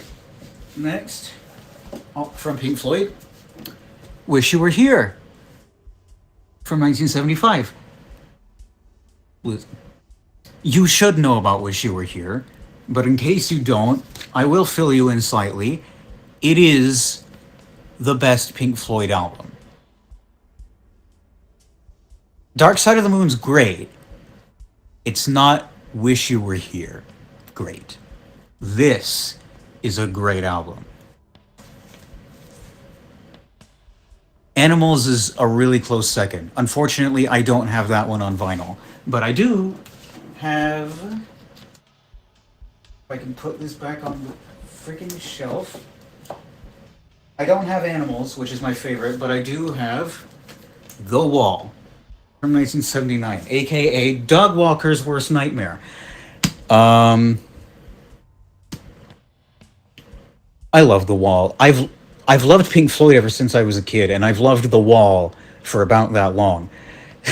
Should I have listened to The Wall when I was like 11, 12 years old and didn't understand like half of the meaning behind the lyrics? Probably not, because the whole thing with it is it's a rock opera, and the plot is a rock star who, because of years of childhood abuse and problems with drugs and his parents and relationships, he isolates himself from the outside world and starts going crazy because of it. So side 4 of this album especially goes into fascism territory a bit. The reason for doing that is it's supposed to be an allegory for his mental deterioration, but like it is fascist rhetoric. Even if it's not serious, it is there, and as a kid, I didn't pick up on most of it. You know, just think about it. 12-year-old kid who doesn't know what the fuck he's talking about, Jewish kid, mind you, going around saying stuff like, looking at lyrics for songs like Waiting for the Worms, which is one of the most explicitly fascistic things on the album. I'm not going to read that, but like you can look up the lyrics on your own time. I still think it's a good song and it's a good album, and that shouldn't stop you from enjoying the album. It doesn't stop me from enjoying the album, but, you know, stupid child not knowing what lyrics mean. It just sort of makes me laugh now anyway. This was also... It's a great album, but it was also turned into a movie as well, which I have seen a few times. including as a kid, which I absolutely should not have done. The album, listening to the album is one thing. Watching the movie, there is blood, there are titties. That is not a movie for children. But it is a pretty good movie as well. It stars Bob Geldof as the main character. Bit of a bad touch nowadays, but it made sense in 1982, put it that way. Right. There were two Pink Floyd albums that came out in between that and this next album. I have one of those on CD. The other one is the final cut. I'm not going to talk about the final cut, but I will talk about the Division Bell. Roger Waters, who was the bassist and also the guy who wrote pretty much all of The Wall and all of the final cut, left. And the band continues under David Gilmour's leadership. Which incidentally is... I'm a huge David Gilmour era Floyd defender. A lot of people hate the music that they made during that time, past 1987. I don't. I think it's fine. And this is probably the best thing that they made under his leadership. This came out in 1994, and it was their final album for 20 years. This is a repress, and it's on this... it has a reversible sleeve, as you can see by this panel being upside down. So if I turn it this way, this is where LP2 is stored, and this is where LP1 is stored. There are some great tracks on this one. It's got a few duds as well, but one of their best tracks is on it, which is High Hopes, the finale. Again, final track on what was the final Pink Floyd album for 20 whole years. And what a way to end things. It was incredible.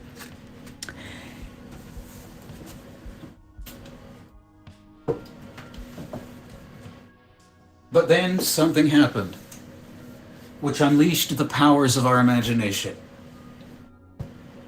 The Endless River. This is the final Pink Floyd album, which came out in 2014. I was around for it, and I listened to it when it dropped, and I liked it, and I still like it, hence why I have it on vinyl and on CD. I don't care what people think about The Endless River, really. Okay, I kind of do care, because it makes me upset when people shit on it. I think it's a great album. It was mostly recorded during the same sessions as the Division Bell, with the David Gilmour, Nick Mason, Richard Wright lineup, with a few tracks recorded between like 2012 and 2014. And it was put together by David Gilmour and Youth from the band Killing Joke, and also The Orb as well, and Phil Manzanera from Roxy Music. They assembled this album, and Nick Mason as well. Richard Wright died in 2008, so this album's dedicated to his memory. There he is, being the keyboardist. And this is Pink Floyd recording during the sessions for the album on David Gilmour's houseboat studio, the Astoria. I don't think he has that houseboat anymore. I think he sold it. But a momentary lapse of reason, the Division Bell and the Endless River were all recorded on the Astoria. It sounds like a neat place to have a studio, but, probably wouldn't have the best acoustics because it was a houseboat built in the early 1900s. And it comes with a book, which has mostly photographs from the time and the later sessions as well.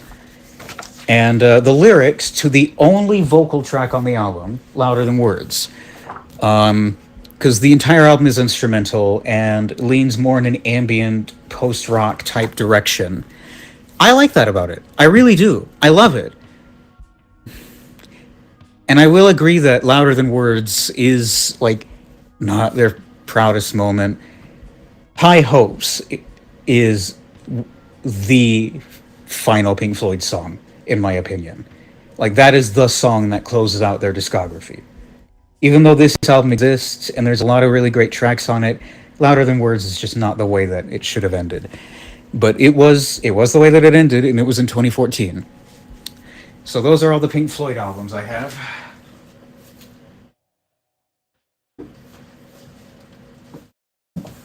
Now, I wanted to talk about the Pink Floyd albums individually. I won't do that for the next few, because I also have another several albums by this next band, which again, I hate to admit, I haven't heard all of. I've heard two of them in full. I've only heard partially the other two. I have four albums, missing one, by The Police. This is their debut, Outlandos d'Amour. It has Roxanne on it. That's a good song. And Can't Stand Losing You and So Lonely. Those are all great. The one album by them that I'm missing, all of these came from my dad. The one that I'm missing is Regatta de Blanc, their second. That's the one with Message in a Bottle and Walking on the Moon. Both great tracks, but that's the one I'm missing. So the next one I have is their third album, Zenyatta Mondata, which has one of my favorite songs by them, Don't Stand So Close to Me. I haven't heard the whole album yet, though, and I've been meaning to. I have heard this album in full, though, Ghost in the Machine. This is a really good album. What were the big hits on this one? Every Little Thing She Does Is Magic, Spirits in the Material World, Invisible Sun, Demolition Man. A couple of their most underrated moments on here as well. I love Darkness, this final track. And Too Much Information is also really good as well. And then for some reason, I have two copies of their final album, Synchronicity. I have two copies of it, and they both have different sleeves because that was the whole thing. There's like so many variants. They are the same album. It's just one's in better condition than the other. This is the one that's in better condition. And not only is it in better condition, if I remove it from the sleeve momentarily, I don't know if this is coming across. Oh, it is kind of. In this reflection here, it's not pressed on black vinyl. It's pressed on very dark, translucent purple. Can I get a flashlight? Yeah, flashlight. Here, I'll prove I'm not crazy.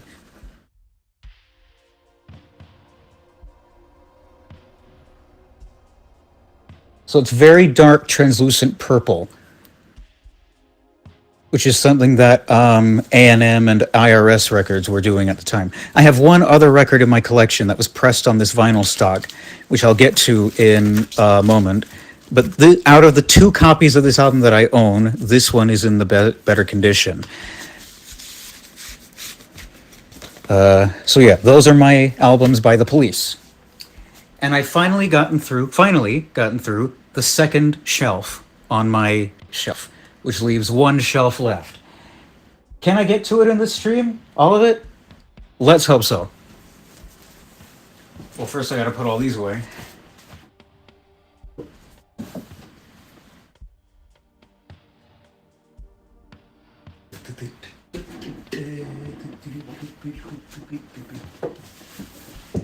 Right.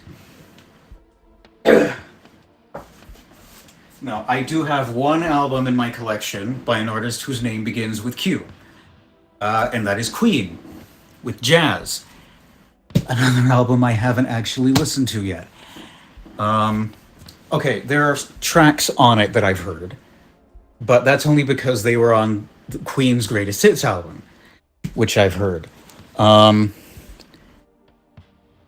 So we've got Fat Bottom Girls, Bicycle Race, and Don't Stop Me Now on this one as well. I thought Somebody to Love was also on this one. I guess I was wrong. Yeah, this is the only Queen album that I have on vinyl. I haven't heard any of their studio albums in full. I have only heard the greatest hits. I mean, the greatest hits is good. It's just I don't listen to him that much. Anyway, I have that, and that's the only Q album. And then we get to the letter R, and we start with Radiohead, Kid Amnesia, which is a vinyl compilation of two albums which were recorded in the same sessions. Kid A, that's this, and Amnesiac. And on top of that, so again, it has a reversible sleeve, kind of like that Floyd one. In this first caddy, we have Kid A on vinyl. And if you flip it and open it up, we have Amnesiac. But then there's also a fold here.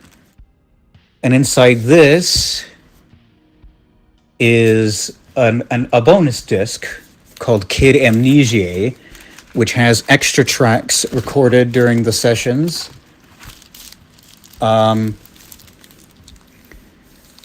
Which were released as singles when this box set came out.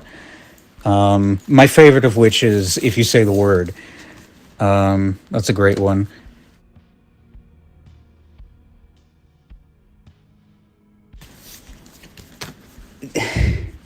Here's the thing. I love both of these albums. Kid A and Amnesiac are great albums. The pressing quality, I was very disappointed by, especially on Kid A. Once you get to the end of side one and it gets to How to Disappear Completely, those loud, big orchestral stings near the end are just so distorted and so noisy.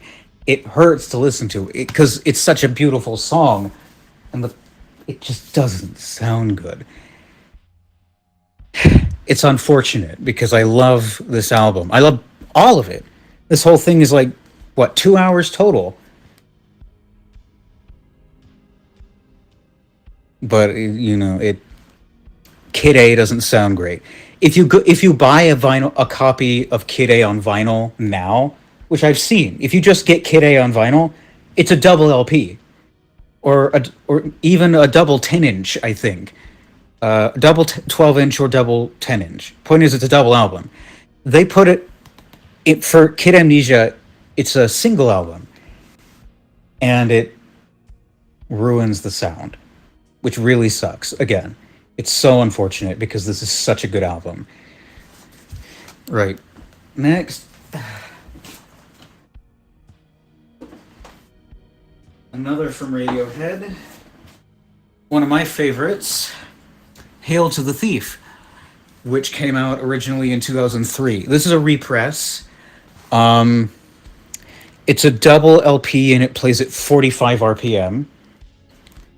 Unfortunately, sides 1 and 4 on my copy are off center, so there's a little bit of a warble on it, which you can't really correct. But I love Hail to the Thief. I think it's a great album. And I love the artwork with all these words on it.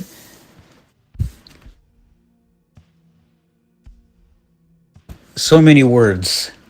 You can read them. Is cool. Fox E. Sorry. So those are the two I have by Radiohead. Then we get to REM. I have more albums by REM on cassette. I have I think 5 out of their first 6 albums I have on cassette, and then an extra one on CD as well. But this is the only one I have on vinyl. Their second album, Reckoning. I don't know if I've heard this one in full. I know I've heard at least half of it. And there's some tracks on this one that I really love. REM are from Athens, GA, same city as the B-52s, also same city as Ya Boy. So, no, the place I volunteer at Right next to it is the steeple of the church where REM had their first concert. It is right next door, and I see it every time I go there.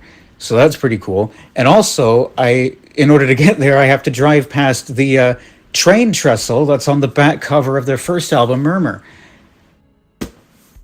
So yeah, pretty cool. And this is their second album, and like that Police album that I showed, if I get the flashlight out again, it's pressed on translucent purple vinyl. You see that? Yeah, translucent purple. And also, the sides aren't listed as 1 and 2 or A and B. It's listed as L and R. This is the left side. This is the right side. Side L contains some of my favorite tracks by them: Harbor Coat, Pretty Persuasion, South Central Rain. That is it's such a good song. That one especially. Seven Chinese Brothers as well is great. But I need to re-listen to it. I haven't listened to the whole thing in a really long time. Same with a lot of their discography. Apart from their first album, Murmur, and Automatic for the People. I have a copy of that one on CD. Incredible record. Incredible album, that one. REM are great. They were great because they broke up. But they're also still great because, they're all still around. And before anyone asks, no, I have not met any of them personally. Right? I have a couple by this next band, but I've only heard one of these albums. And unfortunately, this is not one of them. This is Turn of the Cards by Renaissance. They were a prog band from the UK. And what made Renaissance unique, at least for like several years in the 70s, was the fact that they did all these huge symphonic prog arrangements, and all of it without electric guitars. No electric guitars, only acoustic guitars. And I didn't even notice that. I haven't heard this album. The one that I have heard, I do also have on vinyl. If I get that out real quick. This is the only Renaissance album I've heard. Scheherazade and Other Stories. This came out in 1975. Again, I didn't even notice the lack of acoustic guitars on it until after I finished listening to it. It's incredible. And what also makes Renaissance a bit more unique is the fact that their lead vocalist was a woman. In a space predominantly taken up by men, Renaissance had a female lead singer, and she does an amazing job. She's an incredible singer. Her name is Annie Halsam, and she's an incredible singer, and she is the one who brings this album to life. Everyone else as well, but her vocals are incredible. The arrangements as well. This is a good album. Really good album. Great. Next up is another... It's another record that I haven't listened to in full, that I've heard songs from because they got played on the radio as a kid. It's Beggar's Banquet by the Rolling Stones. The two songs on this album, off the top of my head, that I know for certain I have heard are Sympathy for the Devil and Street Fighting Man. Which are that track and this track. Maybe No Expectations as well. I don't really remember. I know I haven't heard the whole record. I've never listened to an entire Rolling Stones album. Because as a kid, I would only just listen to the songs I heard on the radio. And they'd only really play the hits. I Can't Get No Satisfaction, Paint It Black, Miss You, tracks like that. Sympathy for the Devil as well. That's a good song. But I was always more of a Beatles kid than a Stones kid. Anyway. I know my dad has at least a couple more Rolling Stones albums on vinyl, This is one of them, but I know he also has Goat's Head Soup and Get Your Yayas Out, which is their live album.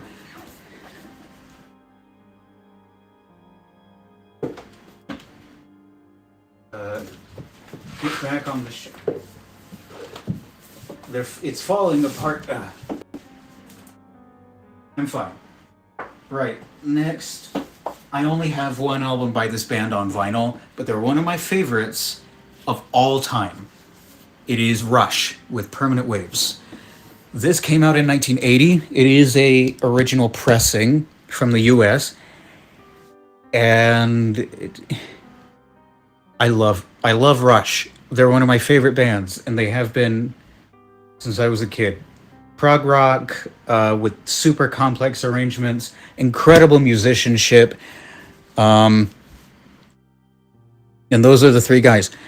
Alex Lifeson, Geddy Lee, Neil Peart. Neil Peart is the person who made me want to be a drummer. I didn't want to be I didn't really care about playing instruments really, or maybe I was more into guitar, whatever. I didn't really care about playing instruments until I started listening to Rush and was like, how does he do that? He's incredible, or was incredible. Rest in peace, Neil. And yeah, I love Rush, and something cool is I'm seeing them live this year. Myself and my dad got tickets to see Rush on their reunion tour, which is called 50 something. I never thought it would happen. I am going to see Rush live in November. Holy shit, I'm so excited. And this is a great album. It's not my favorite. My favorite, I think, is Hemispheres. It's either Hemispheres or Farewell to Kings. One of those two. Permanent Waves and Moving Pictures and 2112 and Signals, those are all great albums. But this is the only one I have on vinyl. I have way more on CD and cassette. My dad as well. Great. Now I have a couple from... You know what? I'll show both of these at once. Because they were made around the same time. One is an album and one is a single. I'll show the album first, even though the single came out first. The album is called Ongaku Zukan, and it's by Ryuichi Sakamoto. This is the 2024, I think, repress, remastered, and it's not a double album, but it has two records in it. It has a 12-inch and a 7-inch. It includes new liner notes as well. He unfortunately passed away in 2023 after a really long battle with cancer, which made me really sad. Because I love his music, and he was a member of Yellow Magic Orchestra. And it was the same year that another member of YMO died as well, Yukihiro Takahashi. Died just a few months before Sakamoto did. But this is my favorite studio solo album by Sakamoto. It's very jazzy. There's a lot of influence from many genres. Jazz, minimalism, experimental, sophisti-pop, city pop. This is a really good record. It's called Ongaku Zukan, and it translates to Music Encyclopedia. There was an English version, a version that was released in the UK, which was renamed Illustrated Musical Encyclopedia, which has a couple extra tracks on it while removing a couple others, which is unfortunate. But at the same time, the two tracks that they added to that international re-release are also incredible. One of them is called Fieldwork, and it features Thomas Dolby, and the other one's called Steppin' into Asia, which features Akiko Yano. Both of those are so good. I kind of wish I had copies of those, but I don't. What I do have is this. It's a EP, or a single, called Life in Japan. It was recorded during the same sessions, and it came out a few months before the album proper did. See, around this time, Ryuichi Sakamoto was doing commercials for Nippon Life Insurance for the new brand of youth insurance called You. And he was doing these commercials where he's just doing stuff like these are both screenshots from two commercials. In this one, he's getting a shave, and in this one, he's lying down a tatami, which is a mat. And these are the lyrics to the song that's on side one, which was used in the commercials. Copies of this were only given away by lottery. I think there were only 3,000 made, and they were only given away by lottery. You can find the commercial advertising this LP on YouTube, and the tracks themselves are all on streaming as part of the deluxe edition of this album. But this is the real deal. It's incredible, and I love the song as well. It's a very bouncy, light, happy kind of track with like bongos and synthesizers, and then a couple of more like artsy tracks on the B side, which are also exclusive to this release. Right. So those are the two I have by Sakamoto.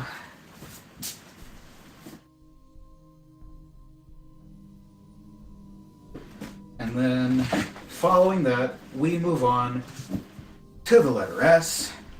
And we start with what is possibly the rarest record in my collection. If not necessarily from a pressing point of view, then just like what it is. This album is titled Peanuts, and it's the only album by Shopwell. Shopwell were a industrial noise band from Connecticut. They only made one album, and it came out in, I think, 1990. I think only 400 copies were pressed. You'll notice it doesn't have a label. It literally has no label. And it came with a couple of inserts, one of which lists the personnel. This third person here, later, I think the same year this came out, he released his debut single as an artist, and then by the end of the 90s, he was huge in electronic music. Yeah, it's a noise group where one of the members is a pre-fame Moby. There's a rip of this album on my channel if you want to hear it. It's not like great, but it is interesting. And according to Moby, only 400 copies of this were made. And it is their only album. Get back in the sleeve, goddamn you.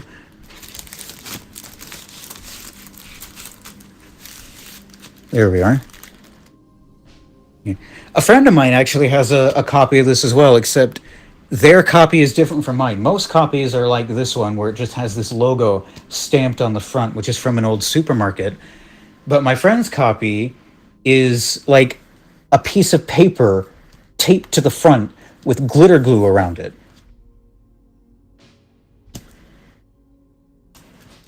It's the same record, only the only difference is the sleeve. Right. So that's the Shopwell album. Next, The Smile Cutouts. This is the third album by The Smile, and it came out in 2024, which is the year that I got it, which I think makes it the only time, or one of the only times I've gotten a new album on vinyl the year it came out. I know I have gotten other records like that before, but like it happens really rarely. I usually get old records or represses. But no, this came out in 2024, and that's the year I bought this copy. I'm going to be controversial and admit that this is my favorite Smile album. Wall of Eye is great, but I like Cutouts just a tiny bit more. I think they're both great albums. They were recorded in the same sessions, sort of like Kid A and Amnesiac. which makes a lot of sense considering the smile is Tom York and Johnny Greenwood from Radiohead plus Tom Skinner. This is a really good album, I think. Very varied styles. There's ambient, there's electronic, there's glitch, there's krautrock, there's psychedelic rock. I like it a lot. Favorite tracks on it include this one, Zero Sum, Colors Fly, Eyes and Mouth, Don't Get Me Started, and Bodies Laughing. That's a great one. So yeah, The Smile, cutouts. Now, I have two albums by this next band, which I will show together in order to save a little bit of time. And that band is The Smiths. This is their debut album from 1984, and this is their final album from 1987, Strange Ways Here We Come. These are the only two I have by The Smiths. They released 4 albums and some compilations, but I have their first and last. Wish I had a copy of The Queen is Dead as well, because that's a great record. But these are both great as well. Debut from 1984. These are both represses, obviously. So many great ones, so many great tracks, and then Strange Ways has a lot of underrated tracks on it, I think. I love Rush and a Push. Stop Me If You Think You've Heard This One Before. Last Night I Dreamt That Somebody Loved Me. Unhappy Birthday as well is a little bit of a guilty pleasure track of mine. Paint a Vulgar Picture. I love the Smiths. The one thing I don't like about the Smiths is Morrissey. Morrissey can go fuck himself.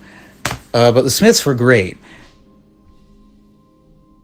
Very somber, very emotional, sort of indie type music.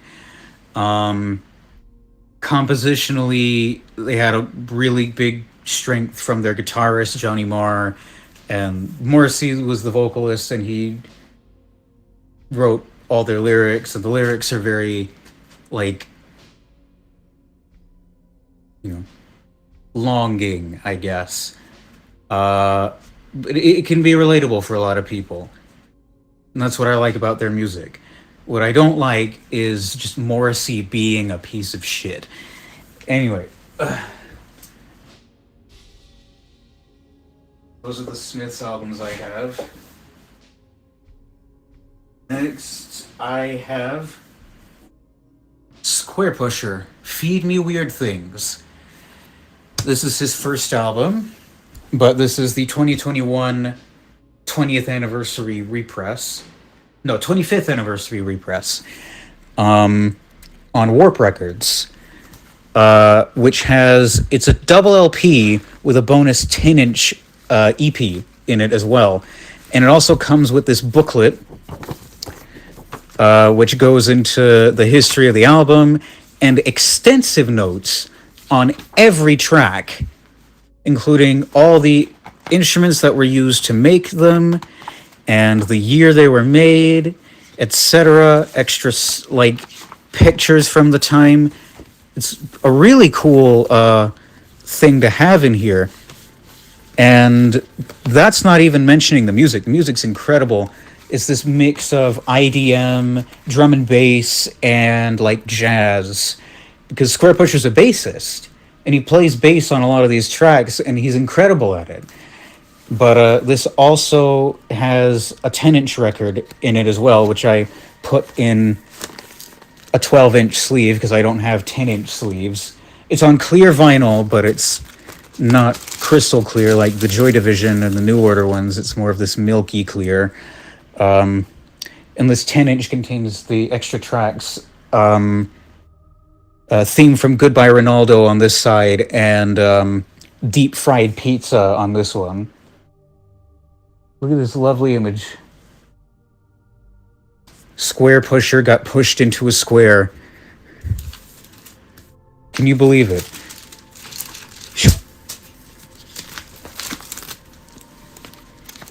So yeah, Feed Me Weird Things. Great album. I love Square Pusher.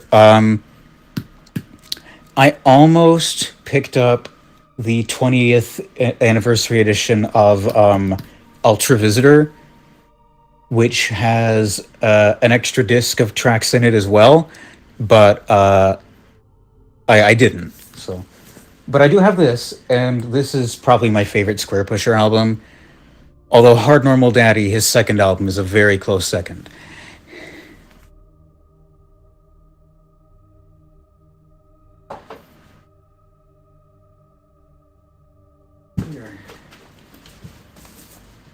Next, this one's a little bit more obscure. My dad introduced me to this person and his music and the band that he used to be in, but this is his first solo album. This is Stan Ridgway with The Big Heat. This came out in 1985, I think, which was 2 years after he left the band that he was used to be in, which he co-founded, Wall of Voodoo. It's like new wave mixed with singer-songwriter and a bit of sophisti-pop and spaghetti western as well, Americana type stuff. Very story-based. Each song in here is, it's not just like generic love or like topics like that. It's each track here tells a story of a person or an event, with characters and that type of thing. That was sort of his style of writing. I mean, I say was, it still is because he's still around. But yeah, this came out in '85, and I think it's a really great, sort of underrated '80s classic.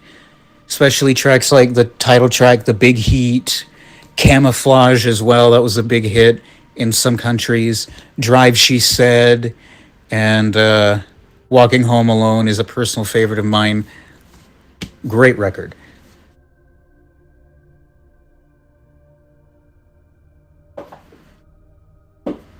And then we have another record, which I'm ashamed to admit I have not listened to yet. Steely Dan, Asia.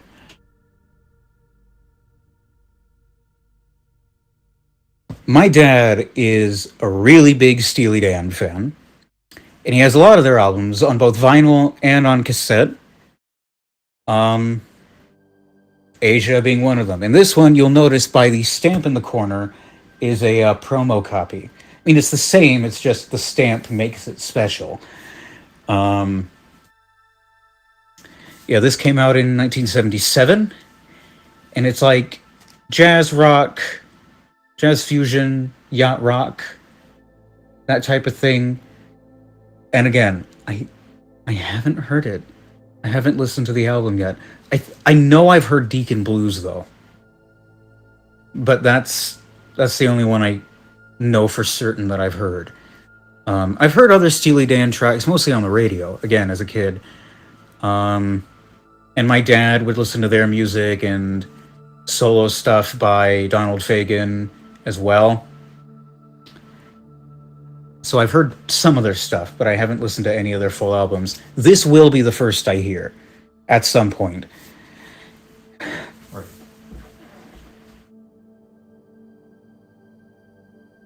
Right, that's the S section done with. Now we move on to the letter T with... I'll get all of these out at once. I have 4 albums by this next band, 2 of which used to belong to my dad, and 2 of which I bought myself. And that band is... The name of this band is Talking Heads. This was one of the ones that my dad had. It's their second album, more songs about buildings and food. One that I don't return to very much, if I'm being honest. There's some good songs on it that I like. I like Artists Only. I like I'm Not in Love. Not to be confused with the 10cc song I'm Not in Love. Take Me to the River is great as well. It was produced by Brian Eno, their first of 3 albums they produced with Brian Eno. This being the second one, Fear of Music. This is a repress It's from 2013, I think, but it's the quality of this repress is incredible. It sounds amazing. It might as well be an original, because I love how it sounds, and it has this embossed sleeve that makes it look like a piece of corrugated metal. Again, produced by Brian Eno, although this one starts leaning more into arty territory, even more so than more songs about buildings and food. It's so good. Even better is the next album, Remain in Light. I actually picked this up at the record store just a couple of months ago. I've been wanting a copy for so long. This is my favorite Talking Heads studio album. It's so good. It's got their biggest hit on it, Once in a Lifetime. You've heard Once in a Lifetime. I don't need to tell you why it's a great song. It just is, and it's incredible. Such a good album. This one leans way more into like Afrobeat and other like African inspired musics. Um, Especially inspired by people like Fela Kuti. But that's not my favorite Talking Heads album. That honor goes to Stop Making Sense. This one also belonged to my dad. And it is, in this form, it's not as good. But if you stream it, there's a deluxe edition. And I actually have a copy of that deluxe edition. Although it's not, it's on CD, but it's not even a, can I find it real quick?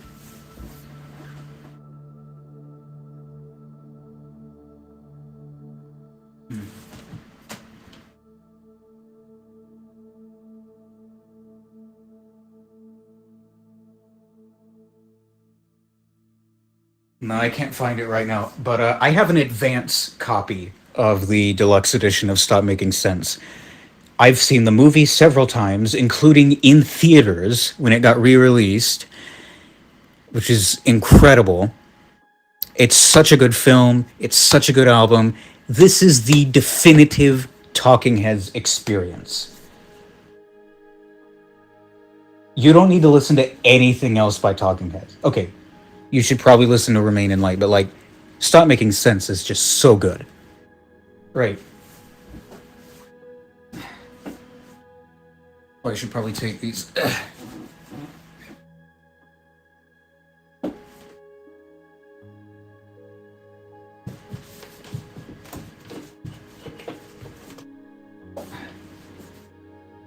Right.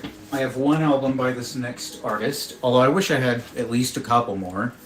This is Phaedra by Tangerine Dream. This came out originally in 1974. The genre is Berlin School, like with the Klaus Schulze album. In fact, this album is like really the first actual Berlin School album. They were from Berlin. They made this album, and it has all the hallmarks. It came out on Virgin Records in the UK, which made them really popular in the UK. It has 4 tracks on it, the first of which takes up the entire first side and is also my favorite track on the album. This is a really good album, but it's not my favorite Tangerine Dream album. That honor goes to Ricochet. Ricochet is incredible. I really wish I had a copy of that one. Rubicon's great as well. I mean, this, Rubicon, and Ricochet all in a row. Phenomenal run of albums. Right. Next. I have 3 records by this next artist, which I will show all at once.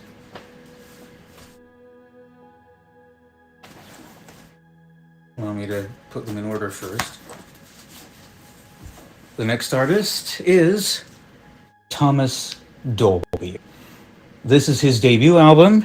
It's called The Golden Age of Wireless, which came out in 1982. It's a synth pop new wave album, and it's awesome. It is just awesome. Thomas Dolby's most famous for being the guy who wrote the song "She Blinded Me with Science." This is a UK pressing, so it doesn't have that song on it. US pressings did have that song on it, but this is a UK pressing. If you go and stream this album, it has a bunch of bonus tracks on it, and all of those bonus tracks are great. It's like, again, he's considered a one-hit wonder, but it's like he's just got so much other good stuff in his discography. I have his second album as well, but before I get to that, I also have this. This is a 12-inch single. It's by Thomas Dolby, but it's also not by Thomas Dolby. It's by Dolby's Cube. This was basically Thomas Dolby and I think Matthew Seligman as well, who was his bassist, effing around with the Fairlight CMI, which he had just gotten, taking a couple of the tracks from the first album and just chopping them up and putting a beat underneath it. And that's what it was. It was basically just a test thing, but they released it as a 12-inch single. And this cost me $5. And then I have his second album as well, which is called The Flat Earth. Don't worry, he's not actually a flat earther. But you'll notice the stamp in the corner. Property of Capitol Records, Inc. This item is on loan for promotional uses only. Holder agrees to return it on demand. Any attempted sales are void and in violation of law. Guess what? I don't think that counts if you buy it 40 years after it comes out. So, yeah, this is a US pressing, and it's not in perfect shape, but this also has great moments on it, like Hyperactive, Dissidents, the title track, White City, I Scare Myself. Way more artsy than his first album. And dives into way more mellower styles of music. And he would continue going down that mellow path. The whole, like, the personality that made Golden Age of Wireless basically didn't exist by 1992. Right. I love Thomas Dolby. He's awesome. Next up, I have... Oh. I forgot that I had this. I mentioned Moby earlier, because of that band he was in. I have this. This is a 12-inch single by UHF, and UHF is Moby. This came out in 1991 on XL Recordings out of the UK.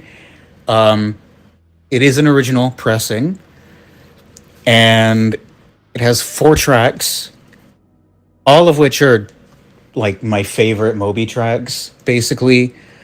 This track, Everything, appeared on his first album. All the rest would appear on compilations around this time. Protect Right and Everything are probably my favorite tracks on this. Really good dance, and it's mostly like a techno thing, but Protect Right is more like ambient techno, and it's great. So I have that one thing by Moby. This one I have in my shelf, filed under various artists.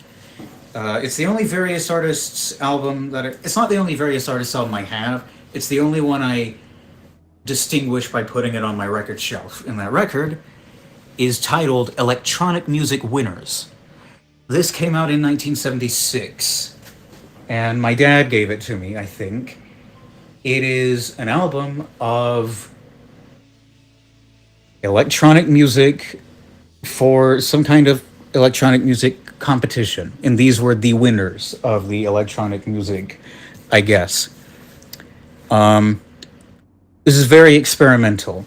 It says electronic music. It's more like computer music, because all of this involved computer programming and tape splicing, that type of thing. Not just using synthesizers. It was specifically like using computers to make music. And again, this was the 70s. The earliest piece on here dates to 1971.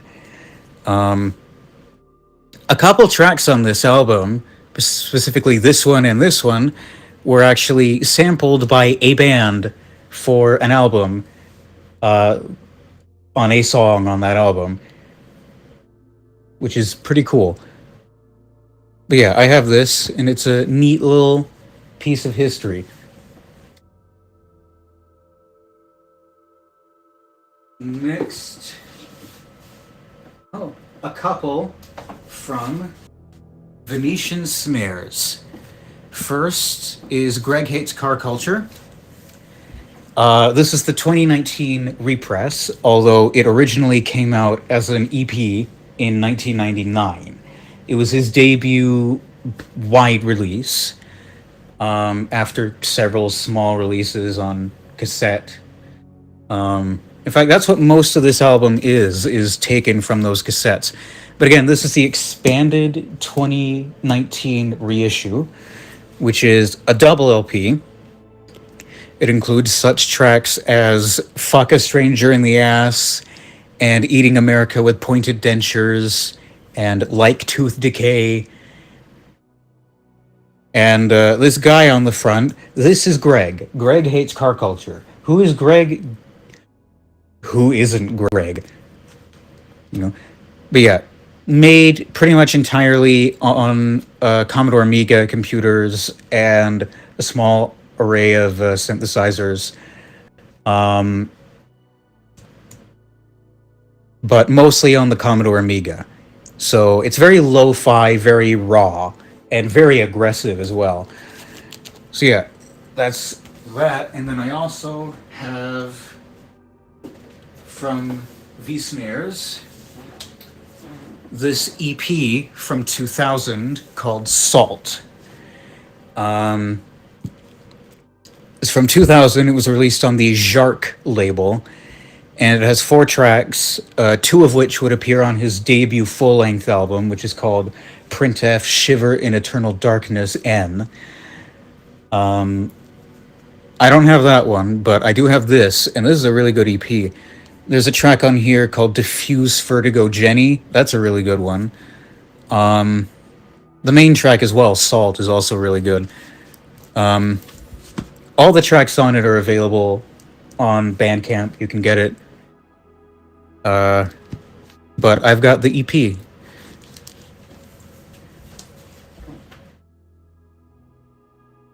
And then, going back to Leyland Kirby for a second, I showed all my Caretaker records yesterday, but I'm not done with Leyland Kirby, because this is by VVM, whose music I was playing in the first part of this stream. This is Siklov vinyl version. Siklov came out in 2000, the vinyl version came out in 2001, and it came out on VVM's own label, VVM Test Records. It's on pink vinyl with red labels. Yeah, it's a titty. Yeah, no, I'm kidding. This is a Plunderphonics album where they basically just took a bunch of other people's tracks and added effects to them to make them sound different and all messed up and weird and dark. And they released it. So it is piracy taken it to another level. This is a good album. I like it a lot. I listen to it every Valentine's Day. And I have more from VVM, but this is the only other one I have as a 12-inch vinyl. This is not an album. It's more of an EP. It's called Brabant's Schraubelair, and it came out in 2017, but all the stuff on it is from between 05 and 06. Between 05 and 06, VVM really got into new beat music, which was popular in Belgium in the late 1980s, as sort of an offshoot of electronic body music. And so VVM tried their hand at making new beat music, and this is a mix of a bunch of those tracks into a 20-minute long mix. Again, it's on clear vinyl, but again, it's like this milky clear. Why do they keep doing this? And it's single-sided as well. So there's there's only material on the A side, which is a 20-minute long mix of those new beat tracks. Although a lot of the time it's more new beat in a very loose term, or it's more like new beat inspired. There's a lot of samples on it taken from like porno films and shit like that. So there's like moaning and groaning. It's not always pleasant to listen to, but it is fun, I'll say. Right. Next up is we go into the letter W. There's only one W, and that W is Wall of Voodoo. I just mentioned them a bit ago when I talked about Stan Ridgway. This was the band he was in, and this is their second album. I wish I had their first album, because honestly I like that one more. That one's called Dark Continent, but this one's Call of the West. It's from 1982, and this one contains their biggest hit on it, which also effectively makes them a one-hit wonder, Mexican Radio, which was big on MTV in like 82, 83. There's a lot of other great ones on this one as well. Lost Weekend, Factory, Tomorrow, and Call of the West, the title track. Those are all great. But it's like new wave mixed with spaghetti western and other like Americana type stuff. I'd say it's worth checking out. Very interesting, very good album. Their first album is a little bit more punk, whereas this one is more like pop. Right. Two things by this next band, which I'll show. Yesterday I showed my Depeche Mode albums, and I talked about their first album, Speak and Spell. Speak and Spell was the only Depeche Mode album to feature Vince Clarke, who left like pretty much shortly after the album came out. This is what he went on to. This is Upstairs at Eric's by Yazoo, which were a duo consisting of Vince Clarke and Alison Moyet. And her Alison Moyet does the vocals on it. And she's a great singer. And not only that, but it's like, at the time, especially in the UK, electronic music and synth pop were just seen as like very like stone-faced serious music genres. Think bands like Depeche Mode as well, but bands like Soft Cell and the Human League and even Kraftwerk, who were popular in the UK, very like cold. But Alison Moyet was a blues singer, and she goes hard on these vocals. She basically was solely like, she was one of the first people in the UK electronic music to really put emotion into synth pop, and I love it. Especially Don't Go is one of my favorite songs ever. Only You, Two Pieces, Midnight, Bring Your Love Down, those are all great. And as well as that, I also have this 12-inch single by Yazoo. This was their first album from 82. This is a 12-inch single of a track called Nobody's Diary. It's from their second album, which came out in 83. And Yazoo, when they released this, they broke up immediately afterwards. And then the second album came out. So yeah, they didn't last very long either. They literally lasted like a year. But Nobody's Diary is an amazing song. And there's a remix or re-recorded version of another song of theirs called Situation on here as well. But it's a re-recording. It's not the original version, which is a bit unfortunate because I love that original. But you take what you can get. And this only cost me like a few bucks at the record store. They were known as Yaz in the US because there was a record label called Yazoo Records who had a problem with the band being named Yazoo. So they were named Yaz in the US. So if you look them up, you won't find Yazoo, you'll find Yaz, but only if you live in the US. If you live in the UK or Europe or whatever, it's Yazoo. And they'll always be Yazoo in my heart. I actually specifically sought out a UK pressing of their first album because I wanted it to say Yazoo, not Yaz. Now,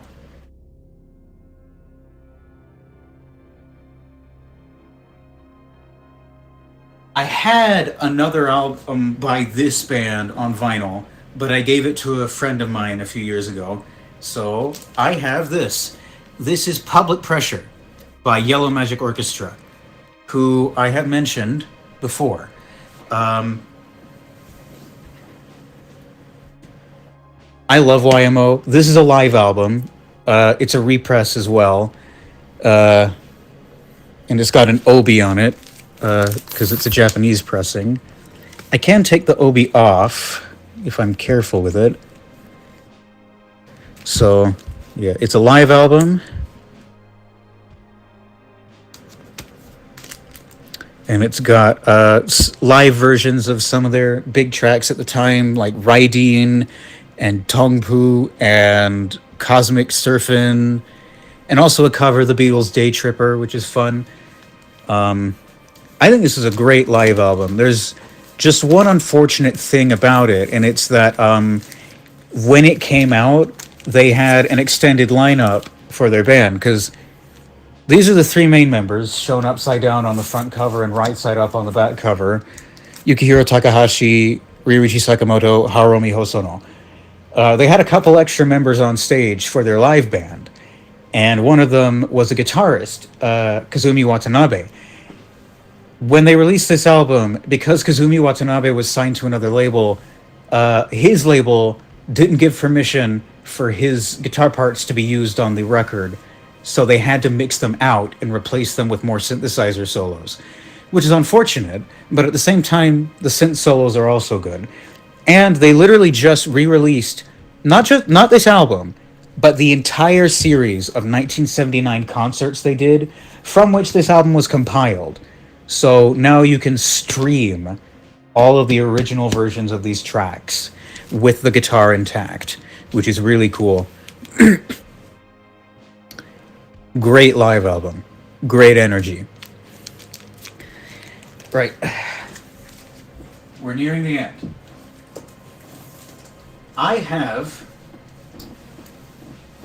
I'll need to count, but I have quite a few albums by this next artist. Some of which came from my dad, and some of which I bought myself. So let's count together how many albums I have by Yes. Close to the Edge, that's 1. Tales from Topographic Oceans, that's 2. Relayer, 3.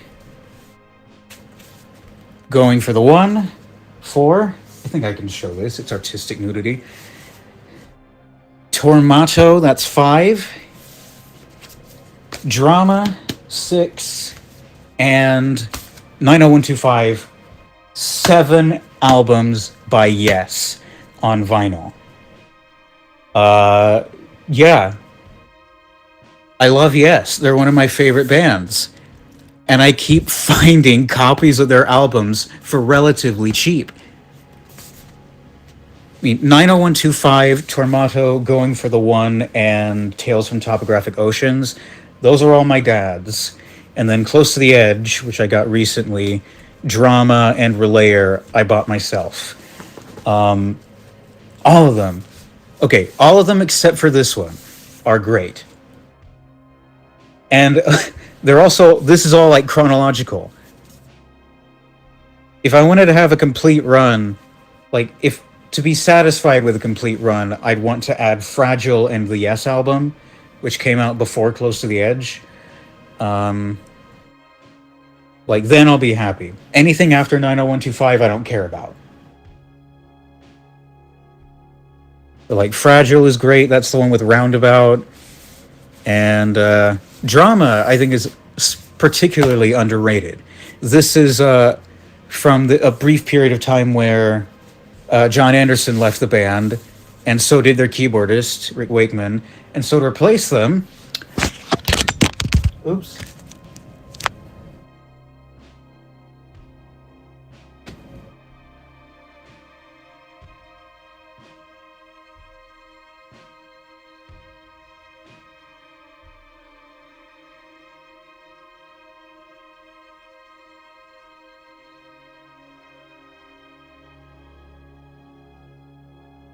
There it is. Sorry. Hopefully that'll be the last time that happens. To replace them, Jeff Downes and Trevor Horn, aka the Buggles. The Buggles. Hey, where is it? The Buggles. The Buggles joined Yes, and they actually made a really, really good album.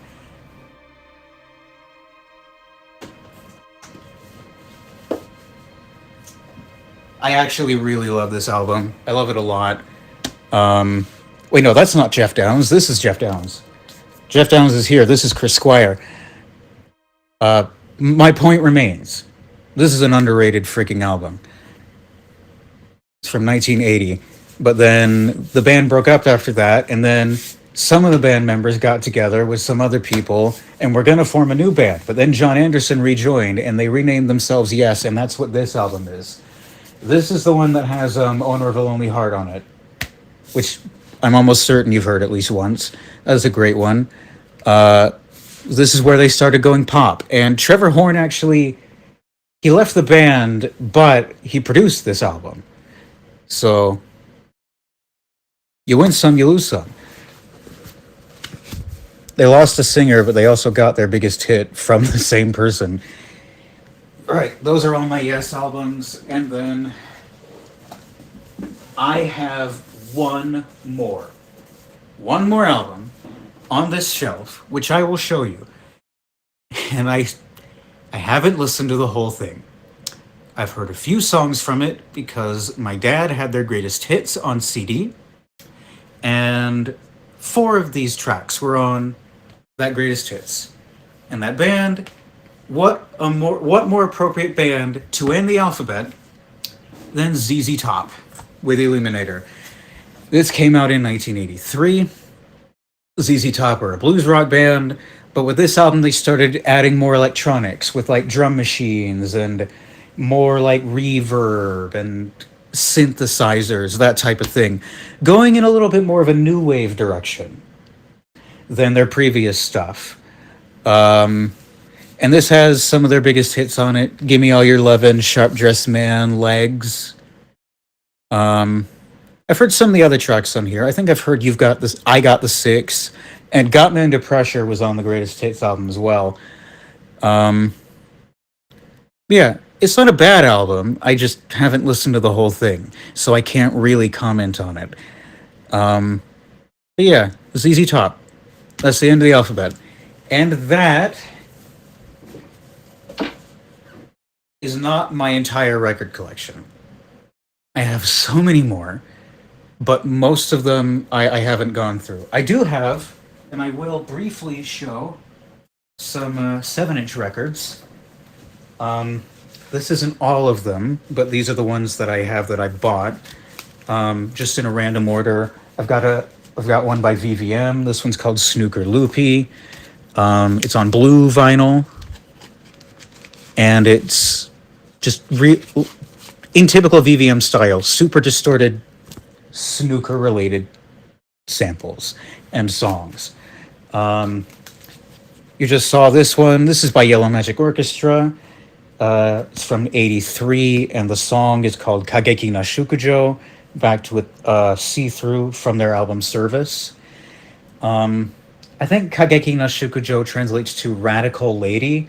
The song's in Japanese and it's like a synth pop, fully like J-pop, more like J-pop song written by Takashi Matsumoto, who used to be bandmates with Haruomi Hosono in the band Happy End.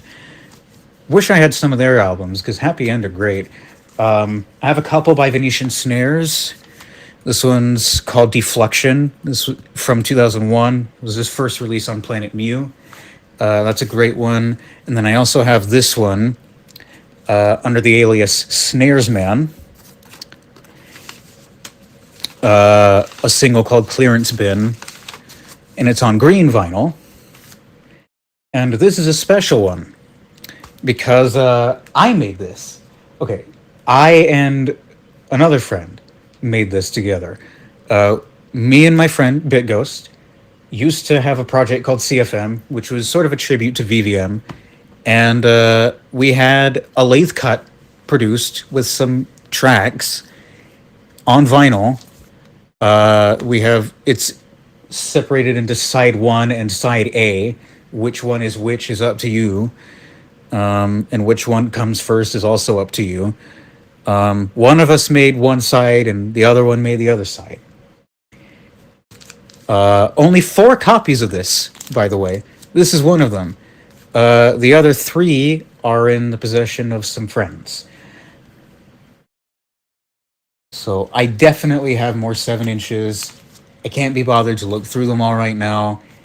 And I also just have way more records that are just miscellaneous. I have so many fucking things. And CDs and cassettes as well. Maybe I'll get to those one day. That will not be, tonight will not be that day. It is 11:30 and I have been streaming for nearly 3 hours. My voice hurts and it's almost midnight. I mean, it's not almost midnight. It's like another 40 minutes to midnight, but still, I did it. I showed you the rest of my main record collection. Maybe one day I'll get to the cassettes and the CDs. That won't be for a bit, though. I am going to sit down now.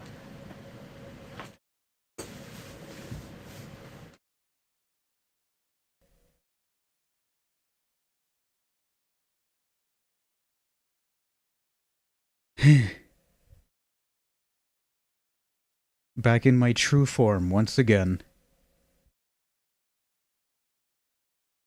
Yeah. Oh, I need some liquids.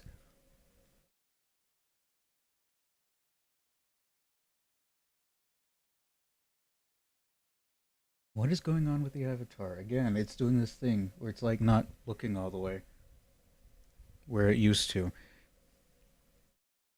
But regardless, I don't think there's anyone watching right now. But even regardless, I hope that you had fun and I hope that you learned something because I have yapped to my heart's content and now I just want to lie down and go to sleep, which I will probably do within the next couple of hours. Congregation, I did it and you did it as well. No stream tomorrow again because I'm going to be spending my day listening to the new Boards of Canada album. Yeah, I'm excited about that, and I guess that's it. I will leave you now. Bye bye. Bye bye. Yeah.